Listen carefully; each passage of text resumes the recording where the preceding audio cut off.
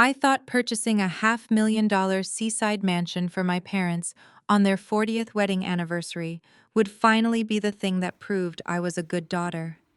Instead, when I walked through the custom mahogany doors I had meticulously selected, I found my mother sobbing and my father trembling, clutching his cane. My sister's husband was standing over them, violently jabbing his finger toward the exit, screaming that they had exactly 30 minutes to vacate his property. My sister simply lounged on the sofa, sipping a mimosa and laughing. They truly believed they had pulled off the ultimate theft. They had no idea they had just handed me the keys to their complete and total destruction. The heavy wooden doors of the Savannah estate swung shut behind me with a solid thud, sealing off the sound of the crashing Atlantic waves and locking me inside a nightmare. I had driven down from Atlanta, anticipating the warm smell of my mother baking and the sound of my father playing his old jazz records. The house was supposed to be their sanctuary. I had bought it in full cash down, a sprawling architectural beauty, with wraparound porches and floor-to-ceiling windows, designed specifically to give my father peace in his final years.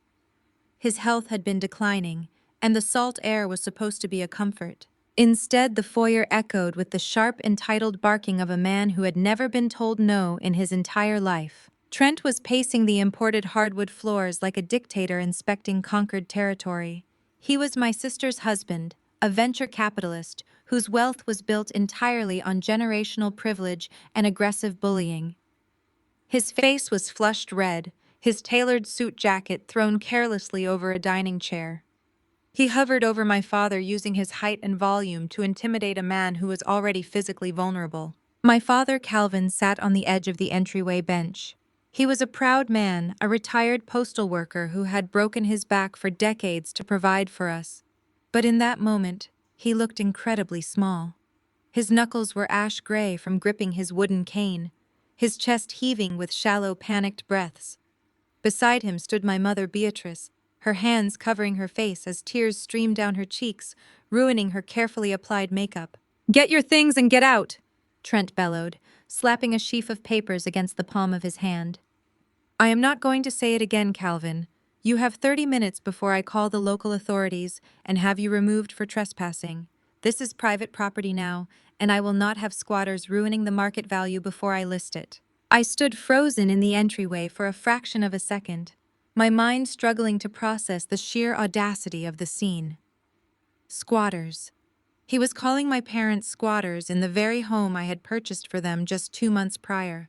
The sheer disrespect, the racial undertones of his aggression, and the physical threat he posed to my elderly father ignited a fire in my chest that instantly burned away any trace of familial courtesy. I dropped my leather overnight bag onto the hardwood floor.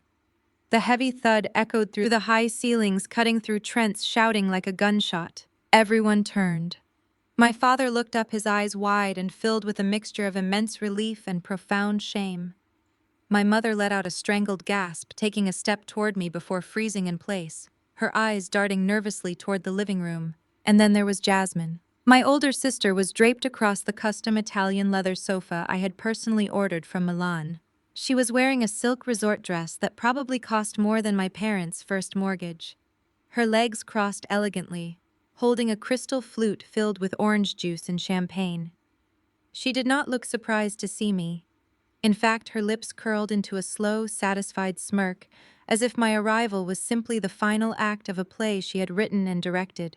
"Do not look so shocked," Kendra Jasmine said, her voice dripping with that familiar patronizing sweetness she had perfected since we were teenagers. "You always try to throw cash at them to make up for your own shortcomings. You thought buying a house would compensate for quitting medical school to play stockbroker. But Trent actually knows how to multiply wealth. Mom and Dad signed the deed over to his management firm this morning. It is just business." The words hit the air toxic and heavy. For 35 years, this had been the dynamic. I was the family scapegoat, the daughter who deviated from the path my parents had rigidly set. When I realized my passion was in corporate finance and acquisitions rather than medicine, I left a prestigious medical program to forge my own way. It was a decision my parents treated as an ultimate betrayal.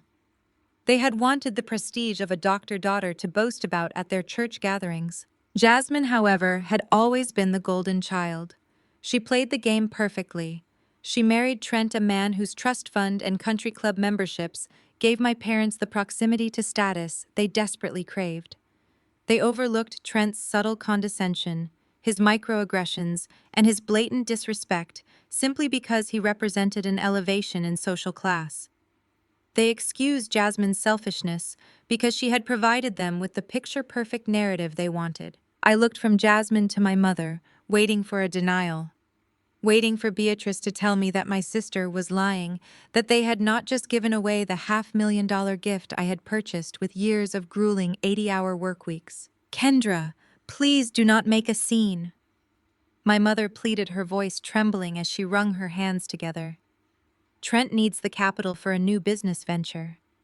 Jasmine explained that this house is an appreciating asset that is just sitting here doing nothing. They are going to use the equity to build something bigger for the whole family. You have plenty of money, Kendra. You do not need this house. I stared at my mother, the betrayal sinking into my bones like lead. They had taken my gift, my sacrifice, my attempt to finally give them a life of comfort, and they had handed it directly to the golden child and her predatory husband.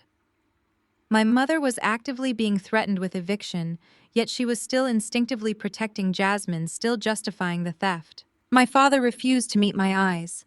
He stared at the floor, his pride completely shattered, a casualty of his own blind devotion to keeping the peace at any cost. Trent stepped away from my father and walked toward me, closing the distance until he was standing uncomfortably close.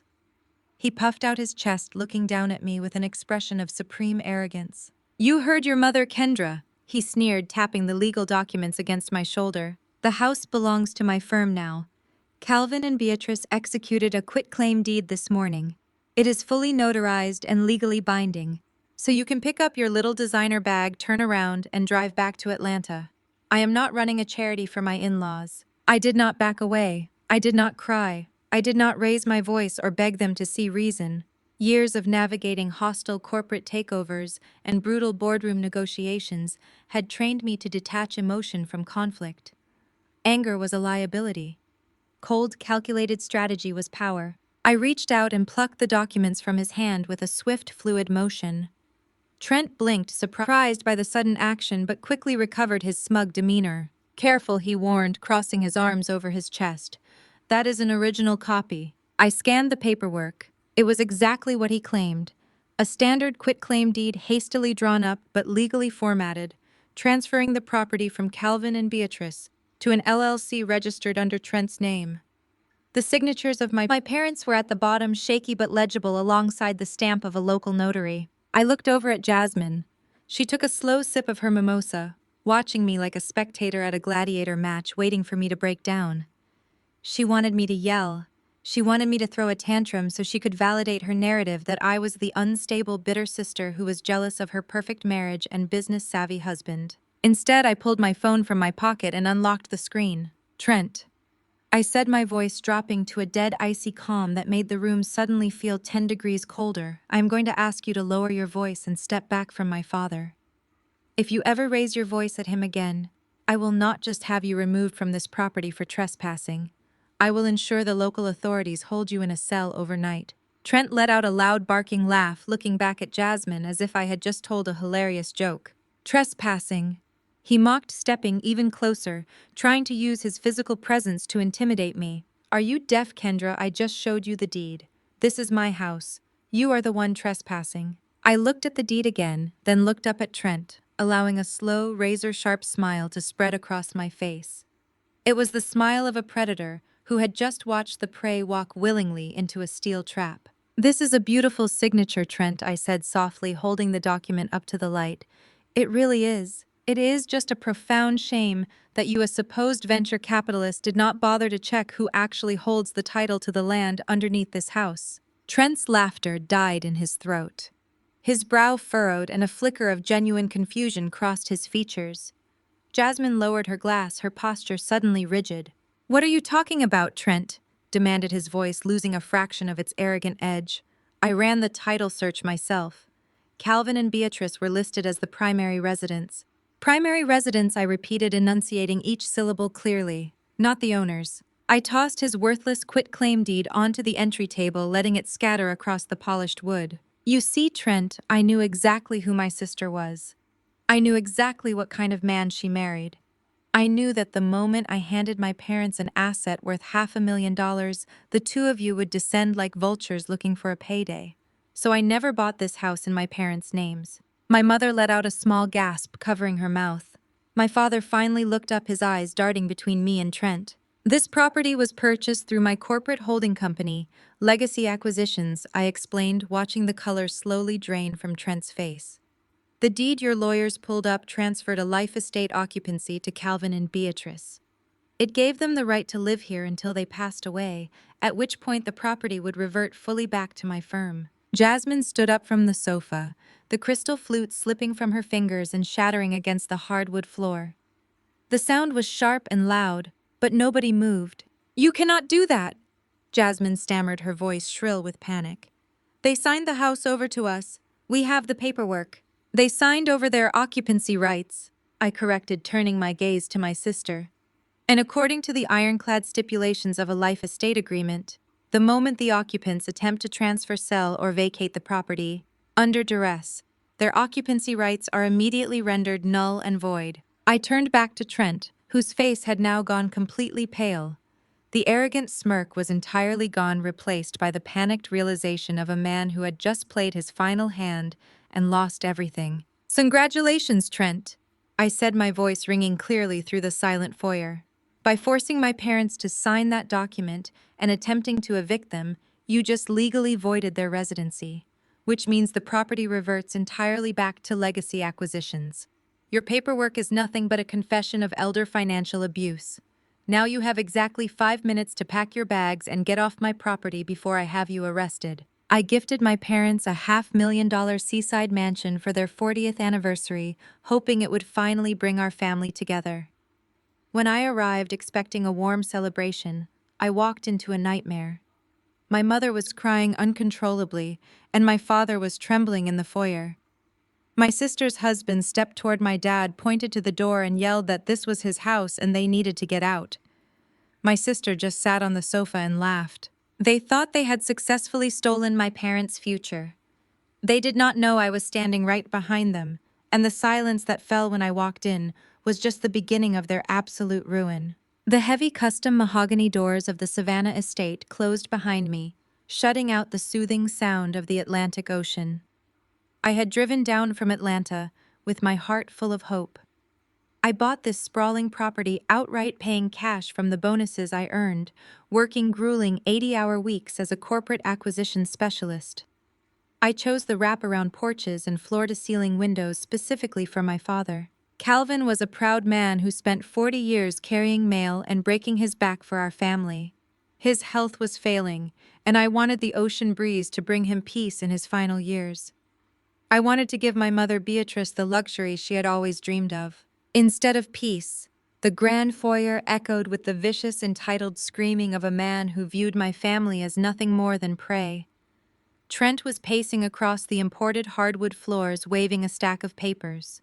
He was my older sister's husband, a white venture capitalist whose entire identity was built on generational wealth and arrogant bullying.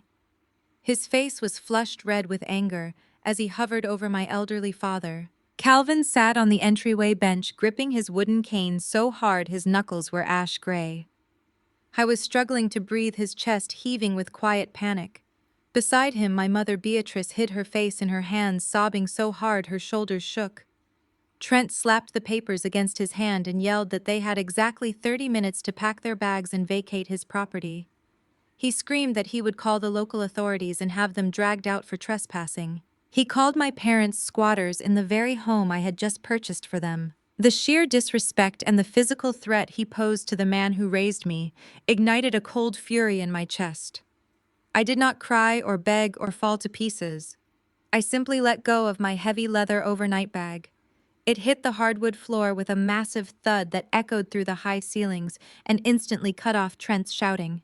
Everyone froze and turned toward the door. My father looked up, and I saw a heartbreaking mixture of profound relief and deep shame in his tired eyes. My mother let out a strangled gasp and immediately took a step toward me, but then she froze her eyes, darting nervously toward the living room. That was when I saw Jasmine. My older sister was lounging across the custom Italian leather sofa I had personally imported from Milan. She wore a designer silk resort dress, holding a crystal flute filled with a mimosa. She did not look surprised or guilty.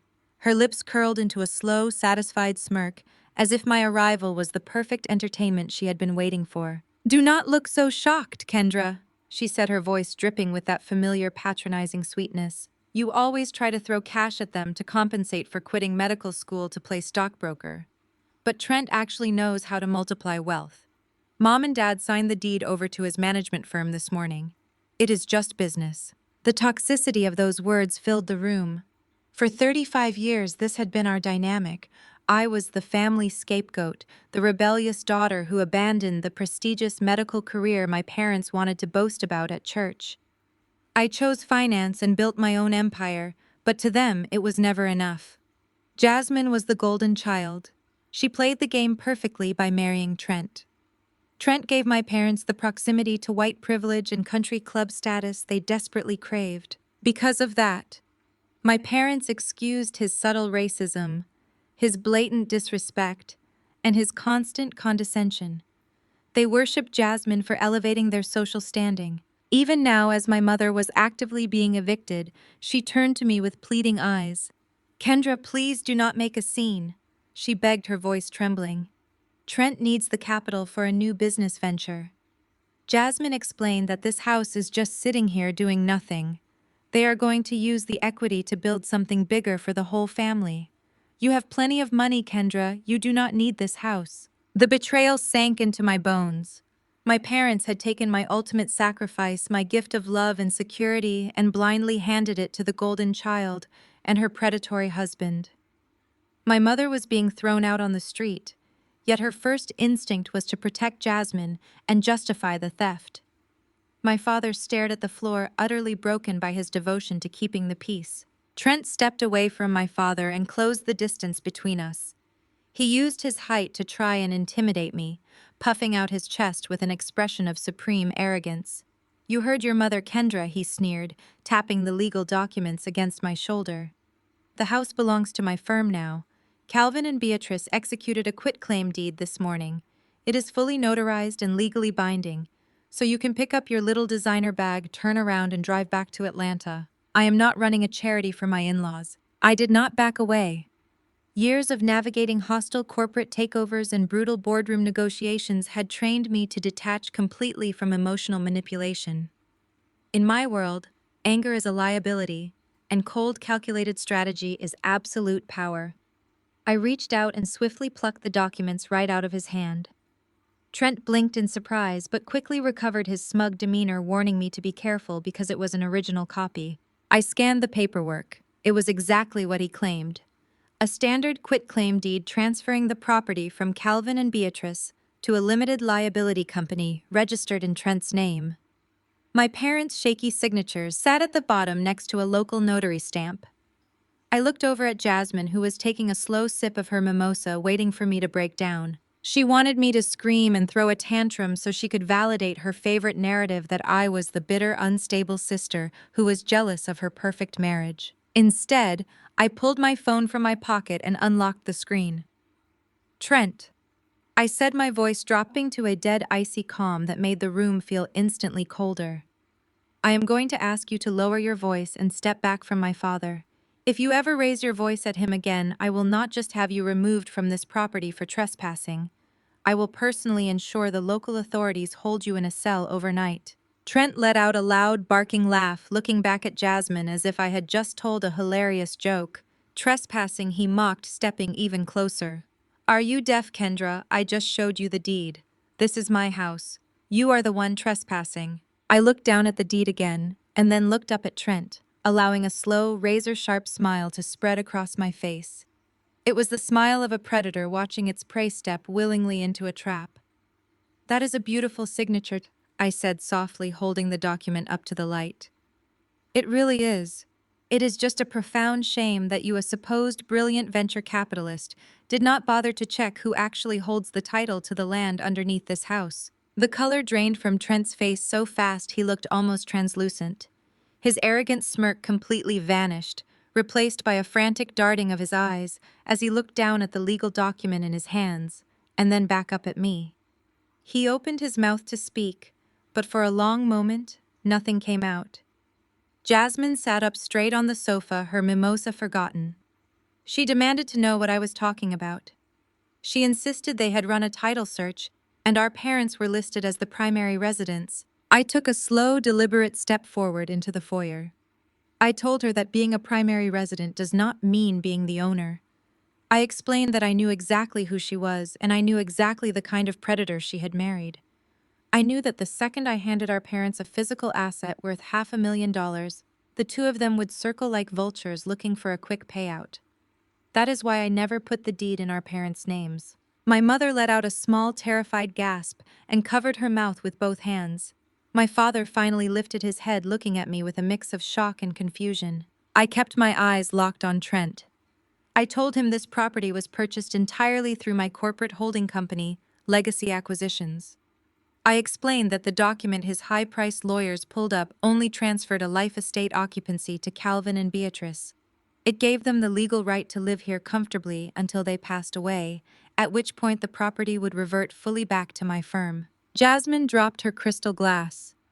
It shattered against the hardwood floor, sending orange juice and champagne spraying across the polished wood, but nobody moved. She stood up, her voice shrill and panicked, screaming that I could not do that. She insisted they had the paperwork and that Mom and Dad signed the house over to them. I corrected her without raising my voice. I said they signed over their occupancy rights. I watched the realization hit Trent as I explained the ironclad stipulations of a life estate agreement. I told them that the moment the occupants attempt to transfer, sell, or vacate the property under duress, their occupancy rights are immediately rendered null and void. I turned my full attention to Trent, who was now sweating visibly. I congratulated him. I told him that by forcing my parents to sign that quitclaim deed and attempting to evict them, he had just legally voided their residency. The property reverted entirely back to Legacy Acquisitions in that exact moment. I pointed at the paperwork in his trembling hand and told him it was nothing but a written confession of elder financial abuse. Then I gave him my ultimatum. I told him he had exactly 5 minutes to pack his bags and get off my property before I had him arrested for trespassing. For a few seconds, the only sound in the house was the crashing of the ocean waves outside the massive windows. My parents watched in stunned silence as the power dynamic in the room completely flipped. I had won. I had protected my parents and completely outmaneuvered the man who thought he could steal from my family. But my satisfaction did not last. Trent's pale face suddenly flushed a deep, angry crimson. The veins in his neck bulged as he threw the worthless deed onto the floor. He stepped right up to me, his chest heaving, his eyes filled with a toxic, vindictive hatred. He let out a dark, nasty chuckle that made my stomach turn. "Fine," he sneered, his voice dripping with malice. "Keep the bricks, Kendra. Keep your little seaside fortress." He adjusted his suit jacket and looked over at my parents with a sickeningly triumphant grin. He told me I could kick him out of the house, but it would not save them. He proudly announced that he had already liquidated Calvin and Beatrice's entire retirement accounts last week. He said he moved every single dime they had into his new cryptocurrency startup. The room started to spin. I looked at my father, who immediately looked away, his shoulders slumping in absolute defeat. I looked at my mother, who began to sob uncontrollably, hiding her face against my father's arm. Trent stepped closer to me, making sure I heard every word. He explained that my parents had signed over full power of attorney to his wealth management firm. He whispered that if I kicked him and Jasmine out of the house, he would immediately freeze their accounts. He smiled as he told me that my mother would not have a single dime left to pay for her dialysis treatments. He told me he would bankrupt them before dinner. I felt a cold, heavy dread settle deep in my chest. I turned to my mother, demanding to know why they would ever give him power of attorney over their life savings. I asked them how they could be so reckless after I had worked so hard to secure their future. My mother broke down completely. Her voice was weak and fractured as she confessed the truth. She looked at me with tear-filled eyes and told me they did not want to do it. She said Jasmine came to them a month ago and gave them an ultimatum. Jasmine had threatened that if they did not hand over their retirement funds to support Trent's new business venture, they would never be allowed to see their grandchildren again. My mother wept, saying that I did not have children, so I could not possibly understand the pain of being cut off from my nieces and nephew. She said they just wanted to keep the family together. The painful reality of the situation crashed over me like a tidal wave. My parents had actively chosen to appease the golden child over protecting themselves. They had handed their entire survival over to a predator just to maintain access to Jasmine's family. They had compromised everything I built for them because they were terrified of my sister's manipulation. Trent grabbed his coat from the chair and wrapped his arm around Jasmine's waist. Jasmine was smiling again, her confidence completely restored by her husband's cruel counterstrike. She looked at me with utter contempt, telling me I should stick to buying furniture because I clearly did not understand how real power worked. Trent looked me up and down, giving me a dismissive mock salute. "See you in court, Kendra," he said, his voice echoing in the grand foyer. "Enjoy the empty house while your parents figure out how to pay their medical bills." I stood in the center of the foyer and watched them walk out the front doors.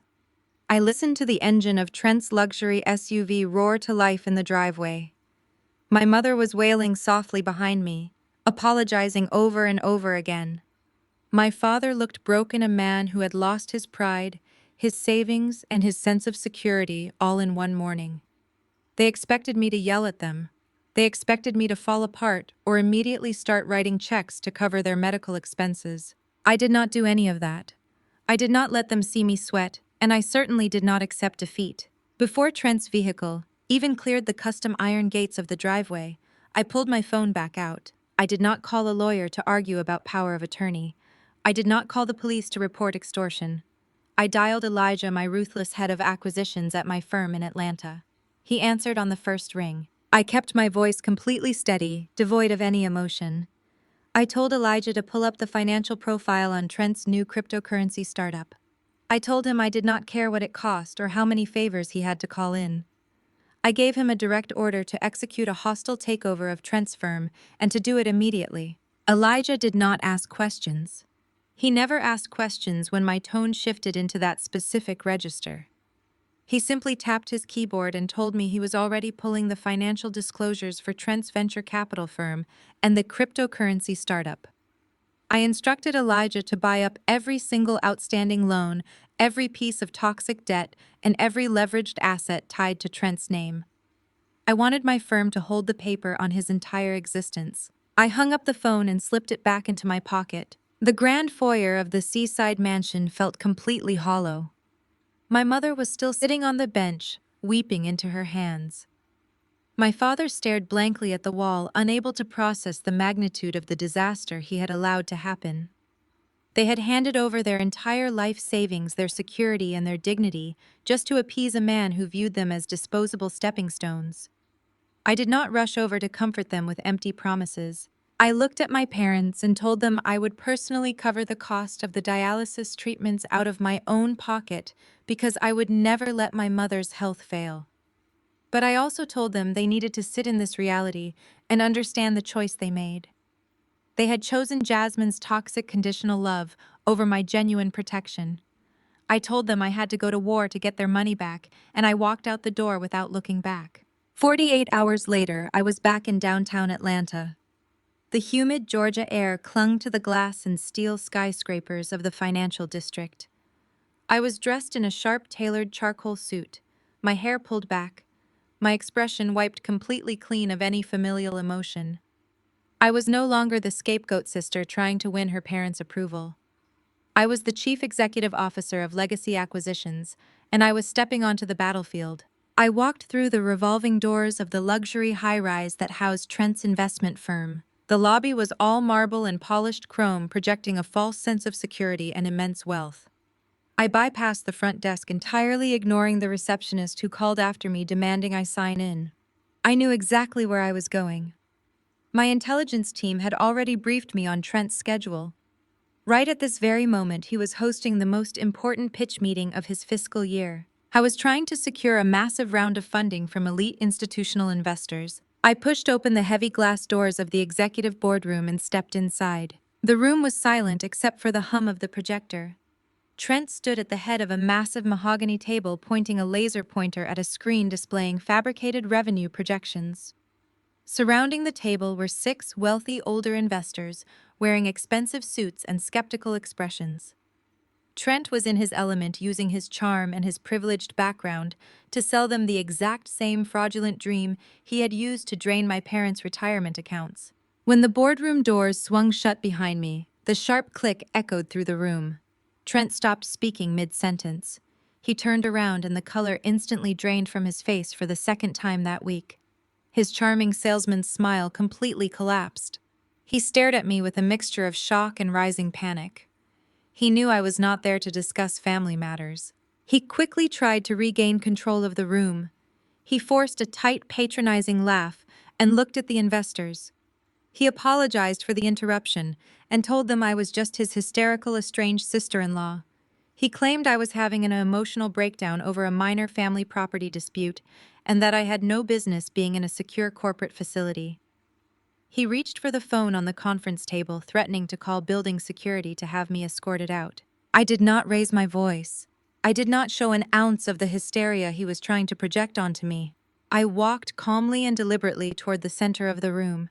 The investors watched me closely, their curiosity piqued by my absolute confidence. I stopped right next to the lead investor, a stern-looking man with silver hair who was sitting at the center of the table.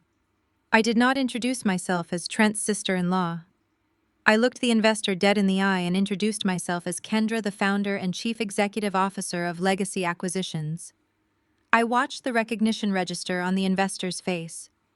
My firm was well known in the Atlanta financial sector for orchestrating ruthless, highly successful corporate takeovers. I slid a thick manila folder across the polished mahogany table, stopping it right in front of the lead investor.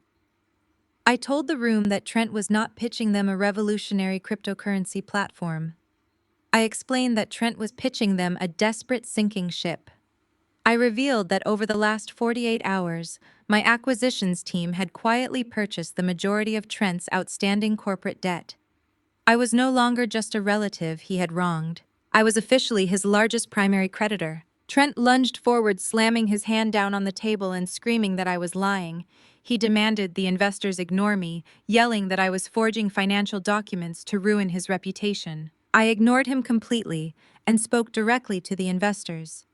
I instructed them to open the folder. I told them they would find certified banking records and internal audit reports, proving that Trent's startup was entirely insolvent. I explained that he was over-leveraged by millions of dollars. He had been secretly siphoning funds from retail accounts, including my own parents' retirement savings, to cover up massive personal gambling debts. I was not looking for venture capital to grow a business. He was desperately searching for a bailout to prevent his Ponzi scheme from completely collapsing. The lead investor opened the folder. He spent exactly 30 seconds scanning the highlighted bank transfers and the undeniable proof of insolvency. His face hardened into a mask of pure disgust. He closed the folder, stood up from his leather chair, and buttoned his suit jacket. He did not say a single word to Trent. He just signaled the other investors, and they all immediately packed up their briefcases. Trent panicked. He rushed around the table, blocking the door, begging them to stay. He promised he could explain the numbers, claiming the documents were taken out of context. The lead investor shoved past him, warning Trent that if he ever contacted their firm again, they would personally report him to the Securities and Exchange Commission. Within moments, the boardroom was empty except for me and Trent. The silence in the room was deafening. Trent stood by the door, his chest heaving. His tie loosened, his entire financial future completely obliterated in less than 5 minutes. He stared at me with pure venom, his fists clenched so tight his knuckles were white. "You ruined me!" he hissed, his voice shaking with a terrifying rage. "You just destroyed my entire company, Kendra." I walked over to the projector, unplugged it from the wall, and watched the fabricated graphs disappear from the screen. I told him I did not destroy his company. I simply exposed the rot that was already there. I demanded he return every single dollar he stole from my parents' retirement accounts by the end of the business day. But Trent was a predator who thrived on finding loopholes. His initial shock faded, and that sickening, arrogant smirk slowly returned to his face. He walked back to the conference table and leaned over it, resting his weight on his hands. He looked up at me and let out a dark, terrifying laugh. He told me I was very smart for buying up his debt, but he said I was not nearly as smart as I thought I was. He reached into his own briefcase and pulled out a stack of corporate registration documents. He tossed them onto the table and told me to look closely at the signatures. I explained that he knew his gambling debts were going to catch up with him eventually. He knew the cryptocurrency venture was a massive legal risk. So when he incorporated the business, he did not list himself as the primary owner. I looked down at the paperwork and felt the breath get knocked completely out of my lungs. Trent had legally registered the company under Jasmine's name. My older sister, the golden child who blindly trusted her wealthy husband, was listed as the sole guarantor and the chief executive officer on paper. She had signed every single liability clause. Trent leaned in close, his breath smelling of stale coffee and desperation. He whispered that if the company went down for federal fraud, he would walk away completely clean. All the legal liability, all the stolen funds, all the wire fraud fell squarely on Jasmine's shoulders. He had set up his own wife as the ultimate scapegoat. He looked me right in the eyes and smiled. He asked me if I was really willing to send my own sister, an African-American mother of 3, to a federal penitentiary. He mocked me, asking how Calvin and Beatrice would feel when their favorite daughter ended up wearing a prison jumpsuit, all because I wanted to play corporate vigilante. Trent truly believed he had backed me into an inescapable corner by holding my parents' retirement funds hostage. He thought he could steal their future to fund his fraudulent lifestyle and walk away without a single scratch. He assumed a woman like me would simply fold under the emotional weight of family loyalty and beg for his mercy. He underestimated exactly what I do for a living. I do not cry over stolen money. I buy the bank and I burn the thieves to the ground. Exactly 48 hours later, I stepped out of my black town car into the humid morning air of downtown Atlanta. I was hundreds of miles away from the emotional wreckage of that seaside mansion in Savannah. I had not spent the last 2 days sitting at home weeping over my parents' betrayal or mourning my sister's toxic behavior.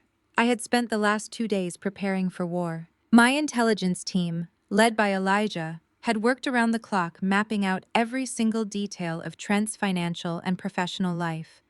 I knew his banking routines. I knew his outstanding leverage. I knew exactly where he was going to be this morning. I dressed for the occasion with calculated precision. I wore a sharp charcoal gray tailored suit that projected absolute authority. My hair was pulled back into a sleek low bun, and my expression was wiped completely clean of any familial warmth. I was no longer the scapegoat sister trying to win her parents' approval.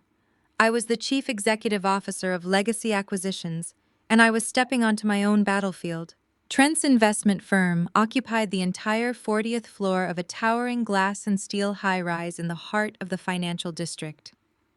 The moment the elevator doors parted, I stepped into a lobby that was a masterclass in psychological intimidation.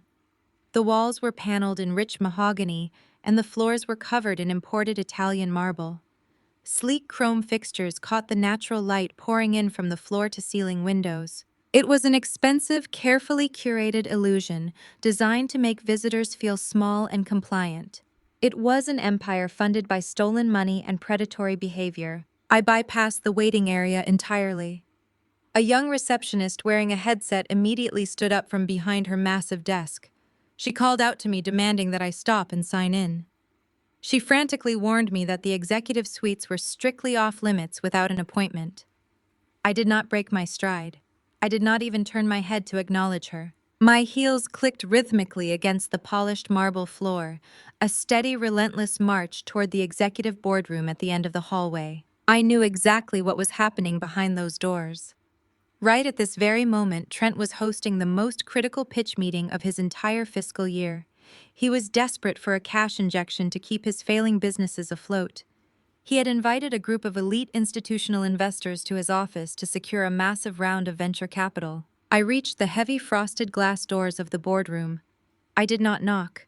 I simply pushed both doors open with enough force that they swung wide and hit the rubber wall stops with a heavy thud. The entire room went dead silent. Trent was standing at the head of a massive custom conference table. The room was darkened slightly to highlight a bright projector screen behind him. The screen displayed a series of fabricated revenue projections and complex financial charts. Surrounding the table sat 6 older, wealthy institutional investors. They were dressed in immaculate dark suits holding expensive pens and reviewing glossy pitch decks. Trent held a laser pointer in his right hand, frozen mid-sentence. He had been using his privileged background and his practiced charm to sell these men the exact same fraudulent dream he had used to drain my parents' retirement accounts. When he turned to see who had interrupted his pitch, the color instantly vanished from his face. His charming, confident salesman smile completely collapsed. The laser pointer slipped from his grip and clattered loudly against the polished wood of the table. He stared at me with a mixture of absolute shock and rapidly rising panic. He knew I was not there to deliver a friendly message. Trent swallowed hard, his Adam's apple bobbing nervously as he quickly tried to regain control of the room. He forced a tight, high-pitched laugh that sounded entirely unnatural. He looked at the investors and held up his hands in a placating gesture, apologizing profusely for the sudden interruption. "Gentlemen, please forgive this intrusion," Trent said, his voice dripping with a sickening, patronizing tone. "This is my sister-in-law, Kendra. She has been going through a very difficult time lately." He stepped away from the projector screen and moved toward me, trying to use his physical size to block me from fully entering the room. He looked at his assistant, who was sitting in the corner, and snapped his fingers, signaling her to call building security. "We are dealing with a minor domestic property dispute within the family." Trent continued speaking to the investors as if I were not standing right in front of him. "She is highly emotional right now and prone to these kinds of hysterical outbursts. It is a sad situation, really. I will have security escort her out so we can resume our discussion regarding the blockchain integration yields." I was using every trick in the book to demean me in front of these powerful men.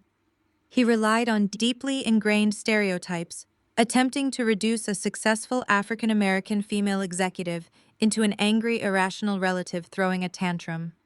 He wanted to strip away my authority and frame my presence as a mere family squabble that should be politely ignored. I did not raise my voice. I did not react to his racial microaggressions or his blatant disrespect. I did not show a single ounce of the hysteria he was desperately trying to project onto me.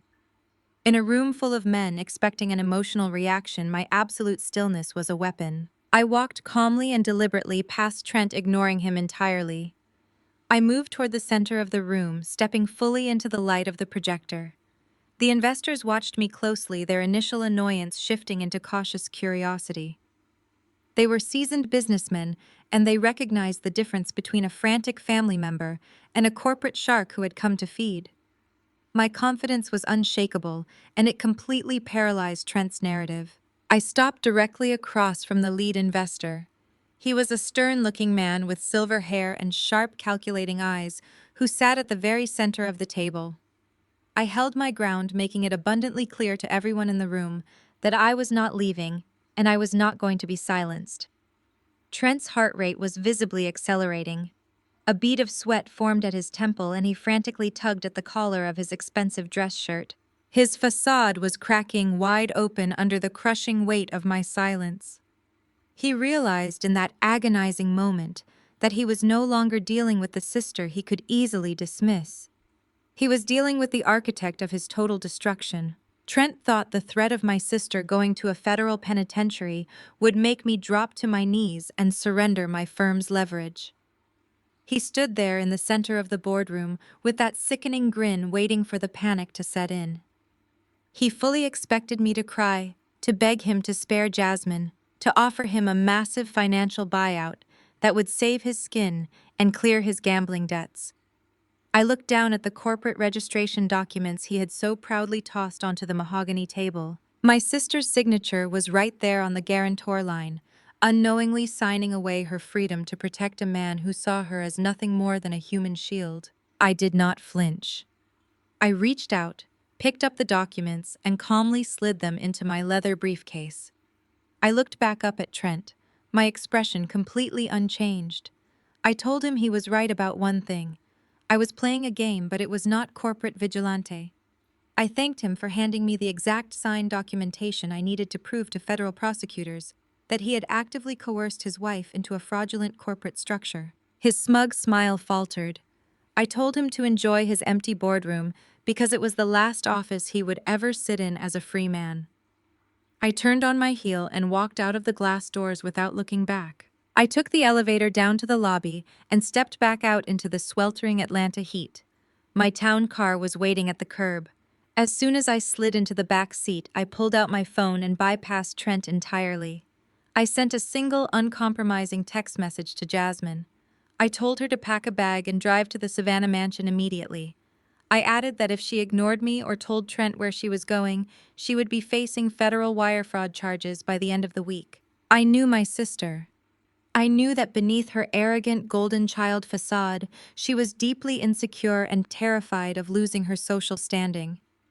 The threat of total legal and financial ruin would instantly override her blind loyalty to Trent.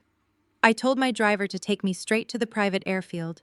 We were going back to the coast. 4 hours later, I was standing in the massive custom kitchen of the Savannah estate. The house was quiet, save for the rhythmic crashing of the Atlantic waves against the shoreline outside the floor-to-ceiling windows. I had spread the financial disclosures, the debt acquisition paperwork, and the fraudulent corporate registrations across the white marble island. The front doors chimed, and a few moments later Jasmine stormed into the kitchen. She looked frantic. Her designer sunglasses were pushed up into her hair, and she was clutching her expensive handbag like a weapon. She immediately went on the offensive, projecting the exact same toxic family dynamics we had grown up with. She yelled that I was completely out of my mind. She screamed that I was just jealous of her marriage and her lifestyle. She threw her hands in the air, telling me that just because I was 35 and living alone did not give me the right to harass her and her husband. She accused me of trying to tear the family apart because I could not handle the fact that our parents loved her more. I let her yell. I let her get every single ounce of that rehearsed defensive venom out of her system. When she finally ran out of breath, her chest heaving with misplaced anger, I did not argue with her. I simply tapped my manicured fingernail against the stack of papers on the marble island. I told her to stop talking about my jealousy and start reading the fine print her husband made her sign. Jasmine rolled her eyes, but she stepped closer to the island. She looked down at the bank transfers first. I watched her eyes dart across the highlighted figures tracing the path of our parents' entire retirement savings as it was funneled into Trent's cryptocurrency startup. Then I watched her read the routing numbers that showed the money being immediately drained out of the startup and wired into an offshore account in the Cayman Islands. An account registered solely in Trent's name. The color began to drain from her face. I slid the final document toward her. It was the corporate registration for the startup. I told her to look at the Chief Executive Officer designation. I told her to read the liability clause she had blindly signed. Jasmine picked up this paper. Her hands started to tremble. The heavy diamond-encrusted wedding ring on her finger caught the sunlight, acting as a cruel reminder of the illusion she had bought into. The realization hit her like a physical blow. The man she constantly flaunted at family dinners, the lavish lifestyle she used to belittle me, the white privilege she thought she had successfully married into was all a meticulously crafted trap. Trent had not elevated her. He had weaponized her identity. He had built his entire operation on setting up a black woman to take the ultimate fall for his financial crimes. Her legs gave out. She slumped onto one of the kitchen bar stools, the paperwork slipping from her hands onto the marble counter. She covered her mouth, a harsh, ragged sob escaping her throat. She looked up at me, her eyes wide with sheer terror, completely reversing the dynamic we had maintained for our entire lives. The golden child was shattered, and the scapegoat was the only one standing between her and a federal prison sentence. She begged me to help her. She cried that she had 3 children, my nieces and nephew, and she could not leave them. She admitted she had never read the documents Trent put in front of her because he always told her it was just standard tax protocol for spouses. Before I could even respond, Jasmine's phone buzzed loudly on the counter. We both looked down at the screen. It was a notification from her bank. Then came another, and another. In rapid succession, alerts popped up showing that her platinum credit cards had been declined. Her access to their joint checking and savings accounts had been permanently revoked. Her digital wallet was locked. Trent had realized she was with me. A text message from him appeared on her lock screen. I read it upside down from across the island. The message was cold and terrifying. It said he was taking the kids to his mother's estate in Boston. It ended by wishing her good luck dealing with the feds. Jasmine dropped to her knees on the hardwood floor. She let out a guttural, agonizing scream, panicking that he was stealing her children. She scrambled for her phone, her hands shaking so violently she could barely unlock it, sobbing that she had to call the police, that she had to stop him from getting to the airport. I walked around the marble island and knelt down beside her. I gently took the phone out of her trembling hands. I looked my sister in the eye, my voice dead calm. I told her to breathe. I told her Trent was not going to Boston and he was absolutely not taking my nieces and nephew anywhere. I stood back up, straightening my suit jacket. I looked down at Jasmine and told her I had already made a phone call. Trent leaned over the polished mahogany table and lowered his voice into a sickeningly triumphant whisper. He asked me if I was truly prepared to send my own sister to a federal penitentiary. He sneered, asking how Calvin and Beatrice would handle seeing their precious golden child locked in a cage while her white husband walked away without a single criminal charge. He stood up straight and buttoned his tailored suit jacket, acting as if he had just won the greatest chess match of his life. He began to pace around the empty boardroom, bragging about how effortless it had been to set up the ultimate insurance policy. He explained that Jasmine was so desperate to maintain her elevated status in her exclusive social circles that she eagerly signed whatever legal documents he put in front of her. She never bothered to read the fine print or consult an independent attorney. She only cared about the prestige of the title. Being named the chief executive officer of a venture capital firm sounded fantastic at their luxury country club dinner parties. She had absolutely no idea that her signature made her fully liable for the millions of dollars he had illegally siphoned into his private offshore accounts. Trent stopped pacing and looked at me with a cold, calculating expression. He told me he knew exactly how the American justice system operated.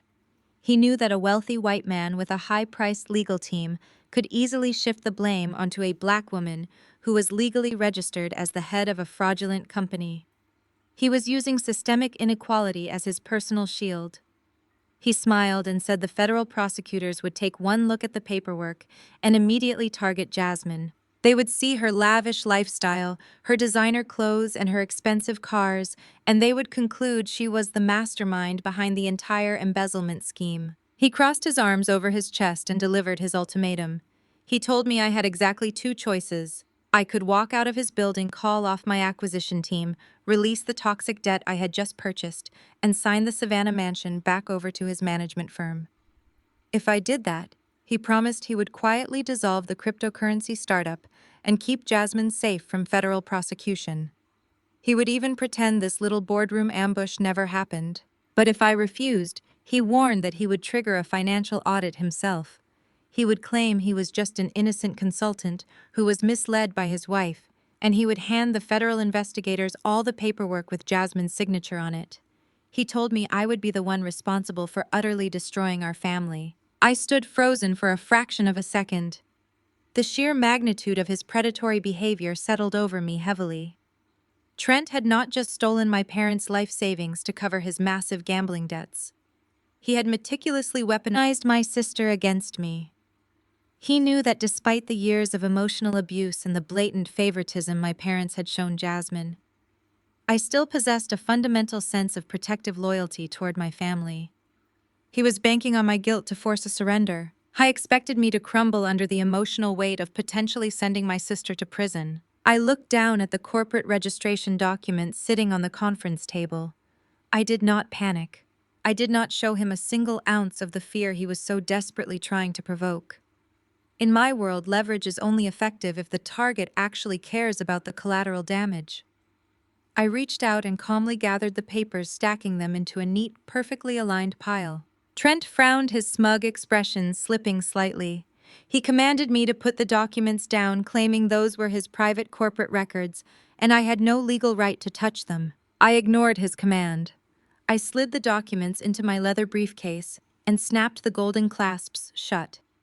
I looked Trent dead in the eye and told him he had made a catastrophic miscalculation. I explained that blackmail only works when the victim is terrified of being the bad guy. I told him I had spent my entire 35 years on this earth being painted as the bitter, ungrateful villain in my parents' narrative. I had absolutely no fear of playing the villain now. I stepped closer to him, forcing him to hold his ground. I told him he was a fundamentally mediocre man who relied on manipulation and systemic privilege because he lacked actual business intelligence. I pointed out that by showing me those exact documents, he had just handed me the physical proof of his coercion. I told him he had just confirmed his intent to commit fraud and his intent to frame his wife. I told him I did not negotiate with financial terrorists. I promised him I was going to rip his entire life apart brick by brick, and I was going to use his own arrogance to do it. I turned on my heel and walked toward the heavy glass doors. Trent yelled after me, his voice cracking with renewed panic and sudden rage. He screamed that I was bluffing. He shouted that I would never sacrifice my own sister to the authorities just to prove a point. He warned me that my parents would never forgive me if I let Jasmine take the fall. I did not bother to look back. I pushed through the doors and walked down the long corridor, leaving him trapped in the ruins of his empty boardroom. I took the private executive elevator down to the lobby. The adrenaline was pumping fiercely through my veins, but my mind remained crystal clear and hyper-focused on the next objective. I stepped out into the sweltering Atlanta heat and slid into the air-conditioned back seat of my waiting town car. I knew exactly what I had to do next. I could not fight Trent in a federal court while Jasmine was still standing blindly by his side defending him. I had to divide and conquer. I had to shatter her illusion before he could completely solidify her position as his human shield. I pulled out my phone. I did not call my father to warn him about the impending legal disaster. I did not call my mother to comfort her through her financial ruin. I opened my messages and typed a direct, uncompromising command to Jasmine. I told her to pack a single overnight bag and drive to the Savannah mansion immediately. I wrote that she needed to leave her house right now without saying a word to anyone. I added a final chilling sentence guaranteeing her compliance. I told her that if she called Trent or warned him about my message, the FBI would be knocking on her front door before dinner time. I hit send and locked the screen, tossing the phone onto the leather seat beside me. I leaned forward and tapped the glass partition separating me from my driver. I told him to head straight for the private airfield on the outskirts of the city. I was taking the war back to the coast, and I was going to force my sister to finally face the reality of the monster she had married. The flight back to Savannah was incredibly smooth, a stark contrast to the absolute wreckage I had just left behind in that Atlanta boardroom. I spent the short time in the air organizing the corporate registration documents, the bank transfer logs, and the fabricated liability waivers Trent had so arrogantly handed me. I arranged them into a single, undeniable timeline of fraud. By the time my car pulled through the iron gates of the Seaside mansion, the late afternoon sun was casting long, heavy shadows across the manicured lawn. I unlocked the front door and stepped into the quiet foyer. The house was empty. My parents had retreated to a nearby hotel after I instructed them to pack their bags and leave the premises for their own emotional safety. I did not want Calvin and Beatrice caught in the crossfire of what was about to happen next. I walked straight to the massive custom kitchen, dropped my leather briefcase onto the white marble island, and laid out the paperwork. I placed Trent's offshore bank routing numbers right next to the corporate documents bearing my sister's signature.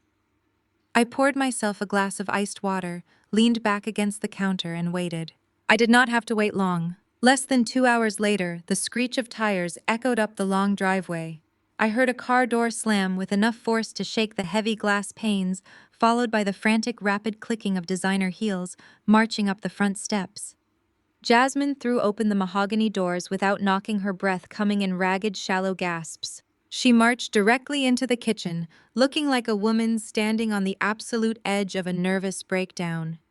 Her expensive silk blouse was wrinkled. Her designer sunglasses were pushed carelessly to the top of her head, and her hands were gripping a leather overnight bag so tightly her knuckles matched the color of her pale manicured nails. She dropped the bag onto the hardwood floor and immediately went on the offensive.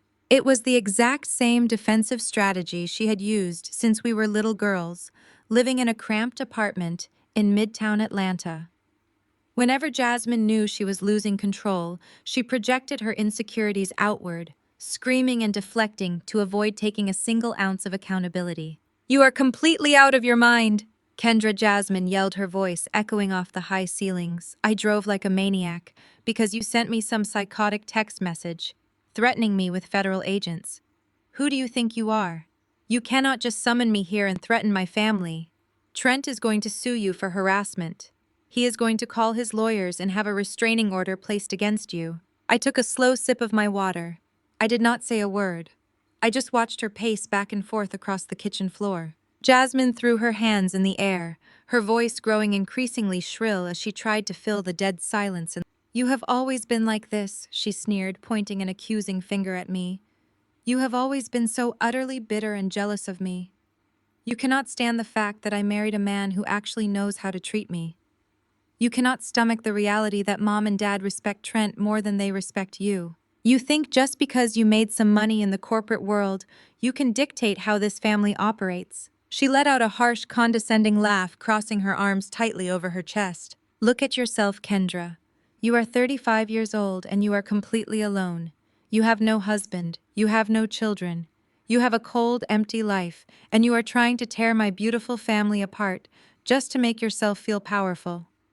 Trent took Mom and Dad's retirement money because he is actually building generational wealth for us. He is elevating this family, while you just try to control everyone with your checkbook. You are a bitter, lonely woman who cannot stand to see her own sister happy." I let her yell. I let her get every single ounce of that rehearsed defensive venom completely out of her system. I watched my older sister, the golden child who had spent her entire life shielded from consequences, desperately cling to the illusion of her perfect marriage.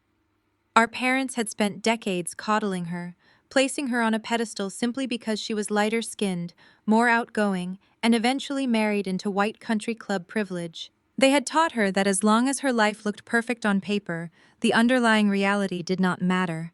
They had left her utterly defenseless against a real predator like Trent. When she finally ran out of breath, her chest heaving and her eyes darting nervously toward the documents spread across the island, the silence returned to the room. I set my water glass down on the marble counter.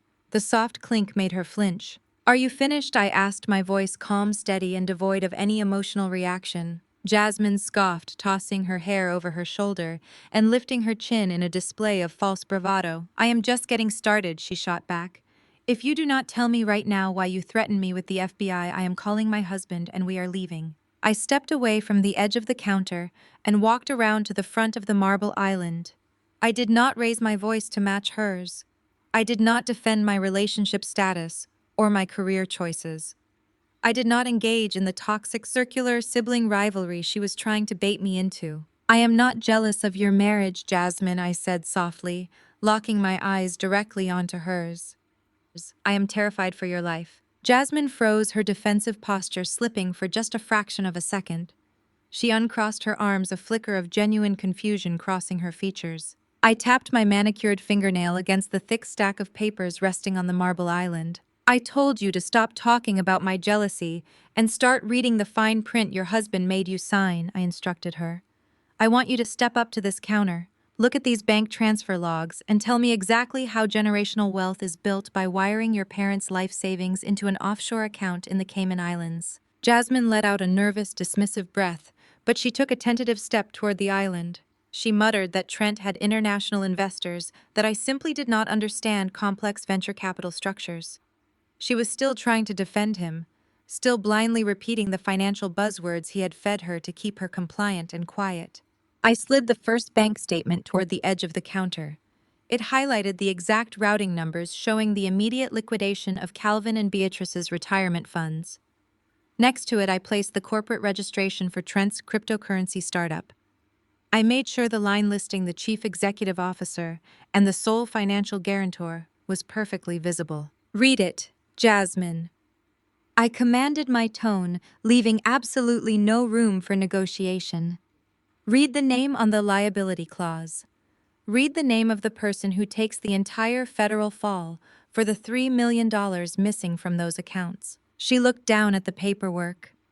The kitchen was so quiet, I could hear the erratic, shallow sound of her breathing.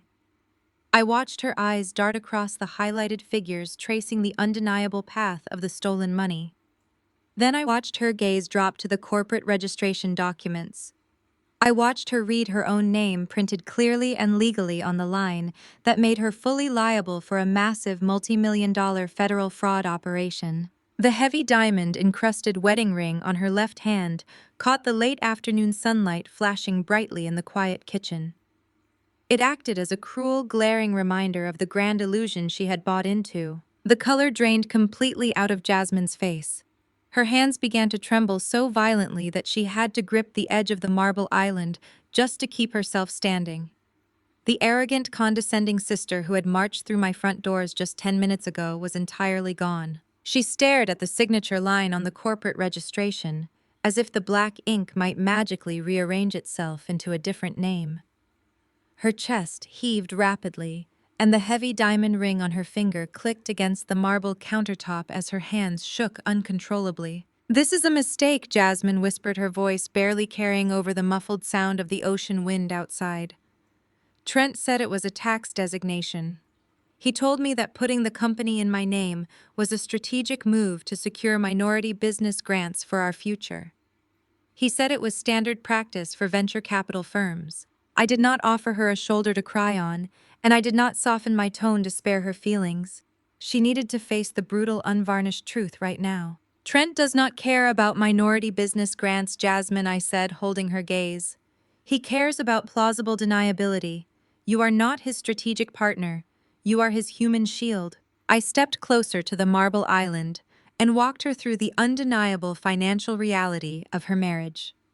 I pointed to the banking logs showing the $3 million liquidated from Calvin and Beatrice's retirement accounts. I explained how Trent had funneled that money directly through the corporate entity that bore her name and then wired it into an offshore account in the Cayman Islands, an account that required Trent's biometric authorization to access. I made sure she understood exactly how the American justice system operated. I told her that if the Securities and Exchange Commission came knocking, Trent would simply hand over these exact incorporation papers. He would play the role of the unsuspecting innocent husband who trusted his wife with the family finances. Meanwhile, the federal prosecutors would look at her lavish lifestyle, her designer clothes, and her luxury vehicles, and they would eagerly indict a black woman for masterminding a massive elder abuse and wire fraud scheme. He had weaponized her identity to protect his own white privilege. The last remnant of her golden child arrogance completely evaporated. Jasmine sank to the hardwood floor, the designer silk of her resort dress pooling around her knees. She grabbed the edge of my suit jacket, looking up at me with eyes completely widened by pure terror. The older sister, who had spent 35 years belittling my career choices, mocking my single status, and flaunting her proximity to country club wealth, was now sobbing at my feet. She begged me to help her. She cried that she had 3 children to protect and that she could not go to prison. The devastating realization poured out of her in broken, gasping sentences. She admitted she had blindly signed every legal document Trent ever placed in front of her because questioning him meant risking the lavish lifestyle she was so desperate to maintain. She wept and apologized for everything, realizing she had traded her own parents' security for a man who viewed her as entirely disposable. Before I could formulate a response, the heavy silence in the kitchen was shattered by the sharp, repetitive buzzing of her cell phone resting on the marble island. We both looked up. The screen lit up with a notification from her primary bank. Then another alert popped up from American Express. Then a critical security warning from her digital wealth wallet. Jasmine scrambled up from the floor, her hands trembling so severely she dropped the device twice before finally managing to unlock the screen. I watched her eyes dart back and forth as she read the incoming alerts. Her platinum credit cards had been suspended. Her access to their joint checking and savings accounts had been permanently revoked. Her passwords for the household management portals had been completely changed. Trent had realized she was with me. With a few quick keystrokes, he had entirely severed her from every single financial resource she possessed. He was cutting her off from the outside world, locking her out of the life they had built together. Then a direct text message from Trent appeared on the screen. The preview text was cold, calculated, and absolutely terrifying. Jasmine let out a choked gasp, her hand flying to her mouth as all the color drained from her face once again. I stepped forward and took the phone from her shaking hands. I read the message aloud, my voice steady, ensuring the gravity of his threat filled the room. Trent wrote that he was taking the kids to his mother's private estate in Boston. He ended the message by wishing her good luck dealing with the federal investigators. Jasmine lost whatever shred of composure she had left. A guttural, agonizing scream tore from her throat. The reality that her husband was not only framing her for federal crimes, but was actively kidnapping her children broke her completely. She fell to her knees again, grabbing my hands and begging me to call the police. She pleaded with me to drive her to the airport, screaming that we had to stop him before he put my nieces and nephew on a plane. She was a frantic, desperate mother watching her entire world burn to the ground. I did not panic. I did not join her in her hysterical breakdown. In my line of work, you do not react to a crisis, you manage the fallout and execute the countermeasure. I knelt down on the hardwood floor, so I was perfectly eye level with my older sister.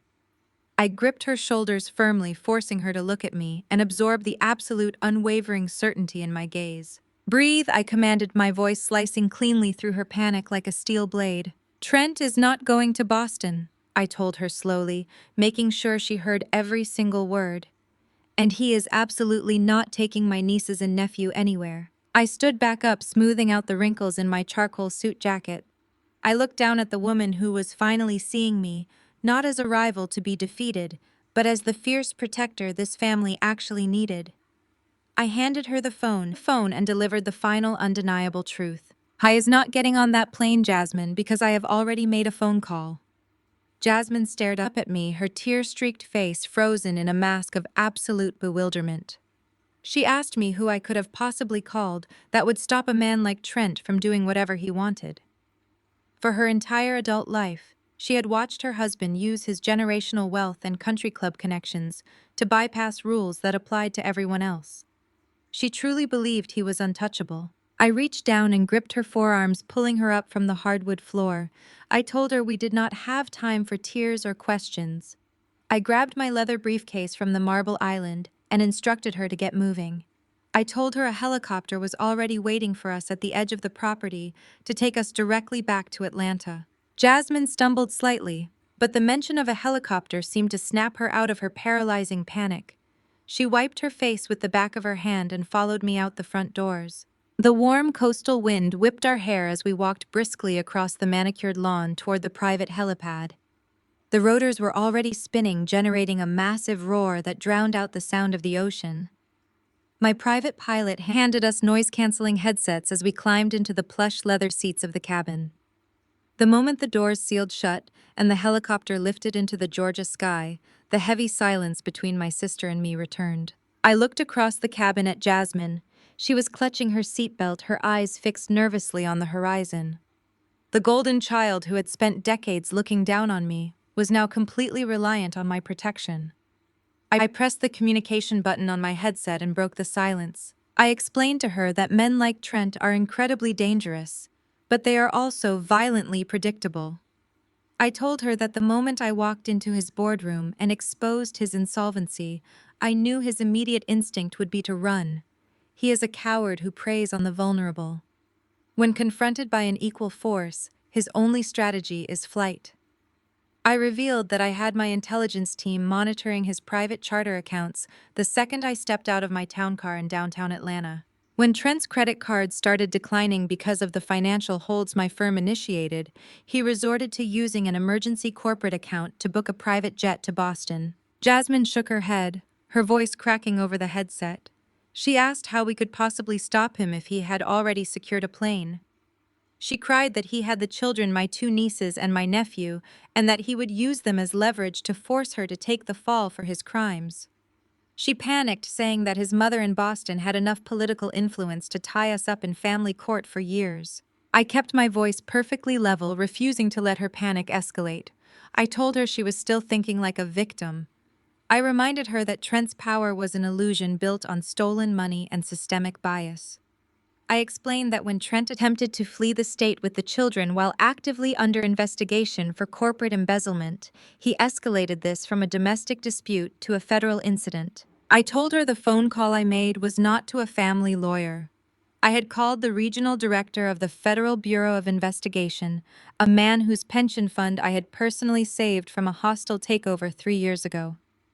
I told Jasmine that Trent was not going to Boston because federal agents were already waiting for him at the charter terminal. The helicopter banked sharply as the sprawling skyline of Atlanta came into view. Jasmine stared at me, her eyes wide with a mixture of shock and profound gratitude. For the first time in our lives, she saw the absolute magnitude of the empire I had built. She realized that while she had spent her life trying to marry into power, I had spent my life becoming the power. We touched down at a private aviation facility on the northern edge of the city.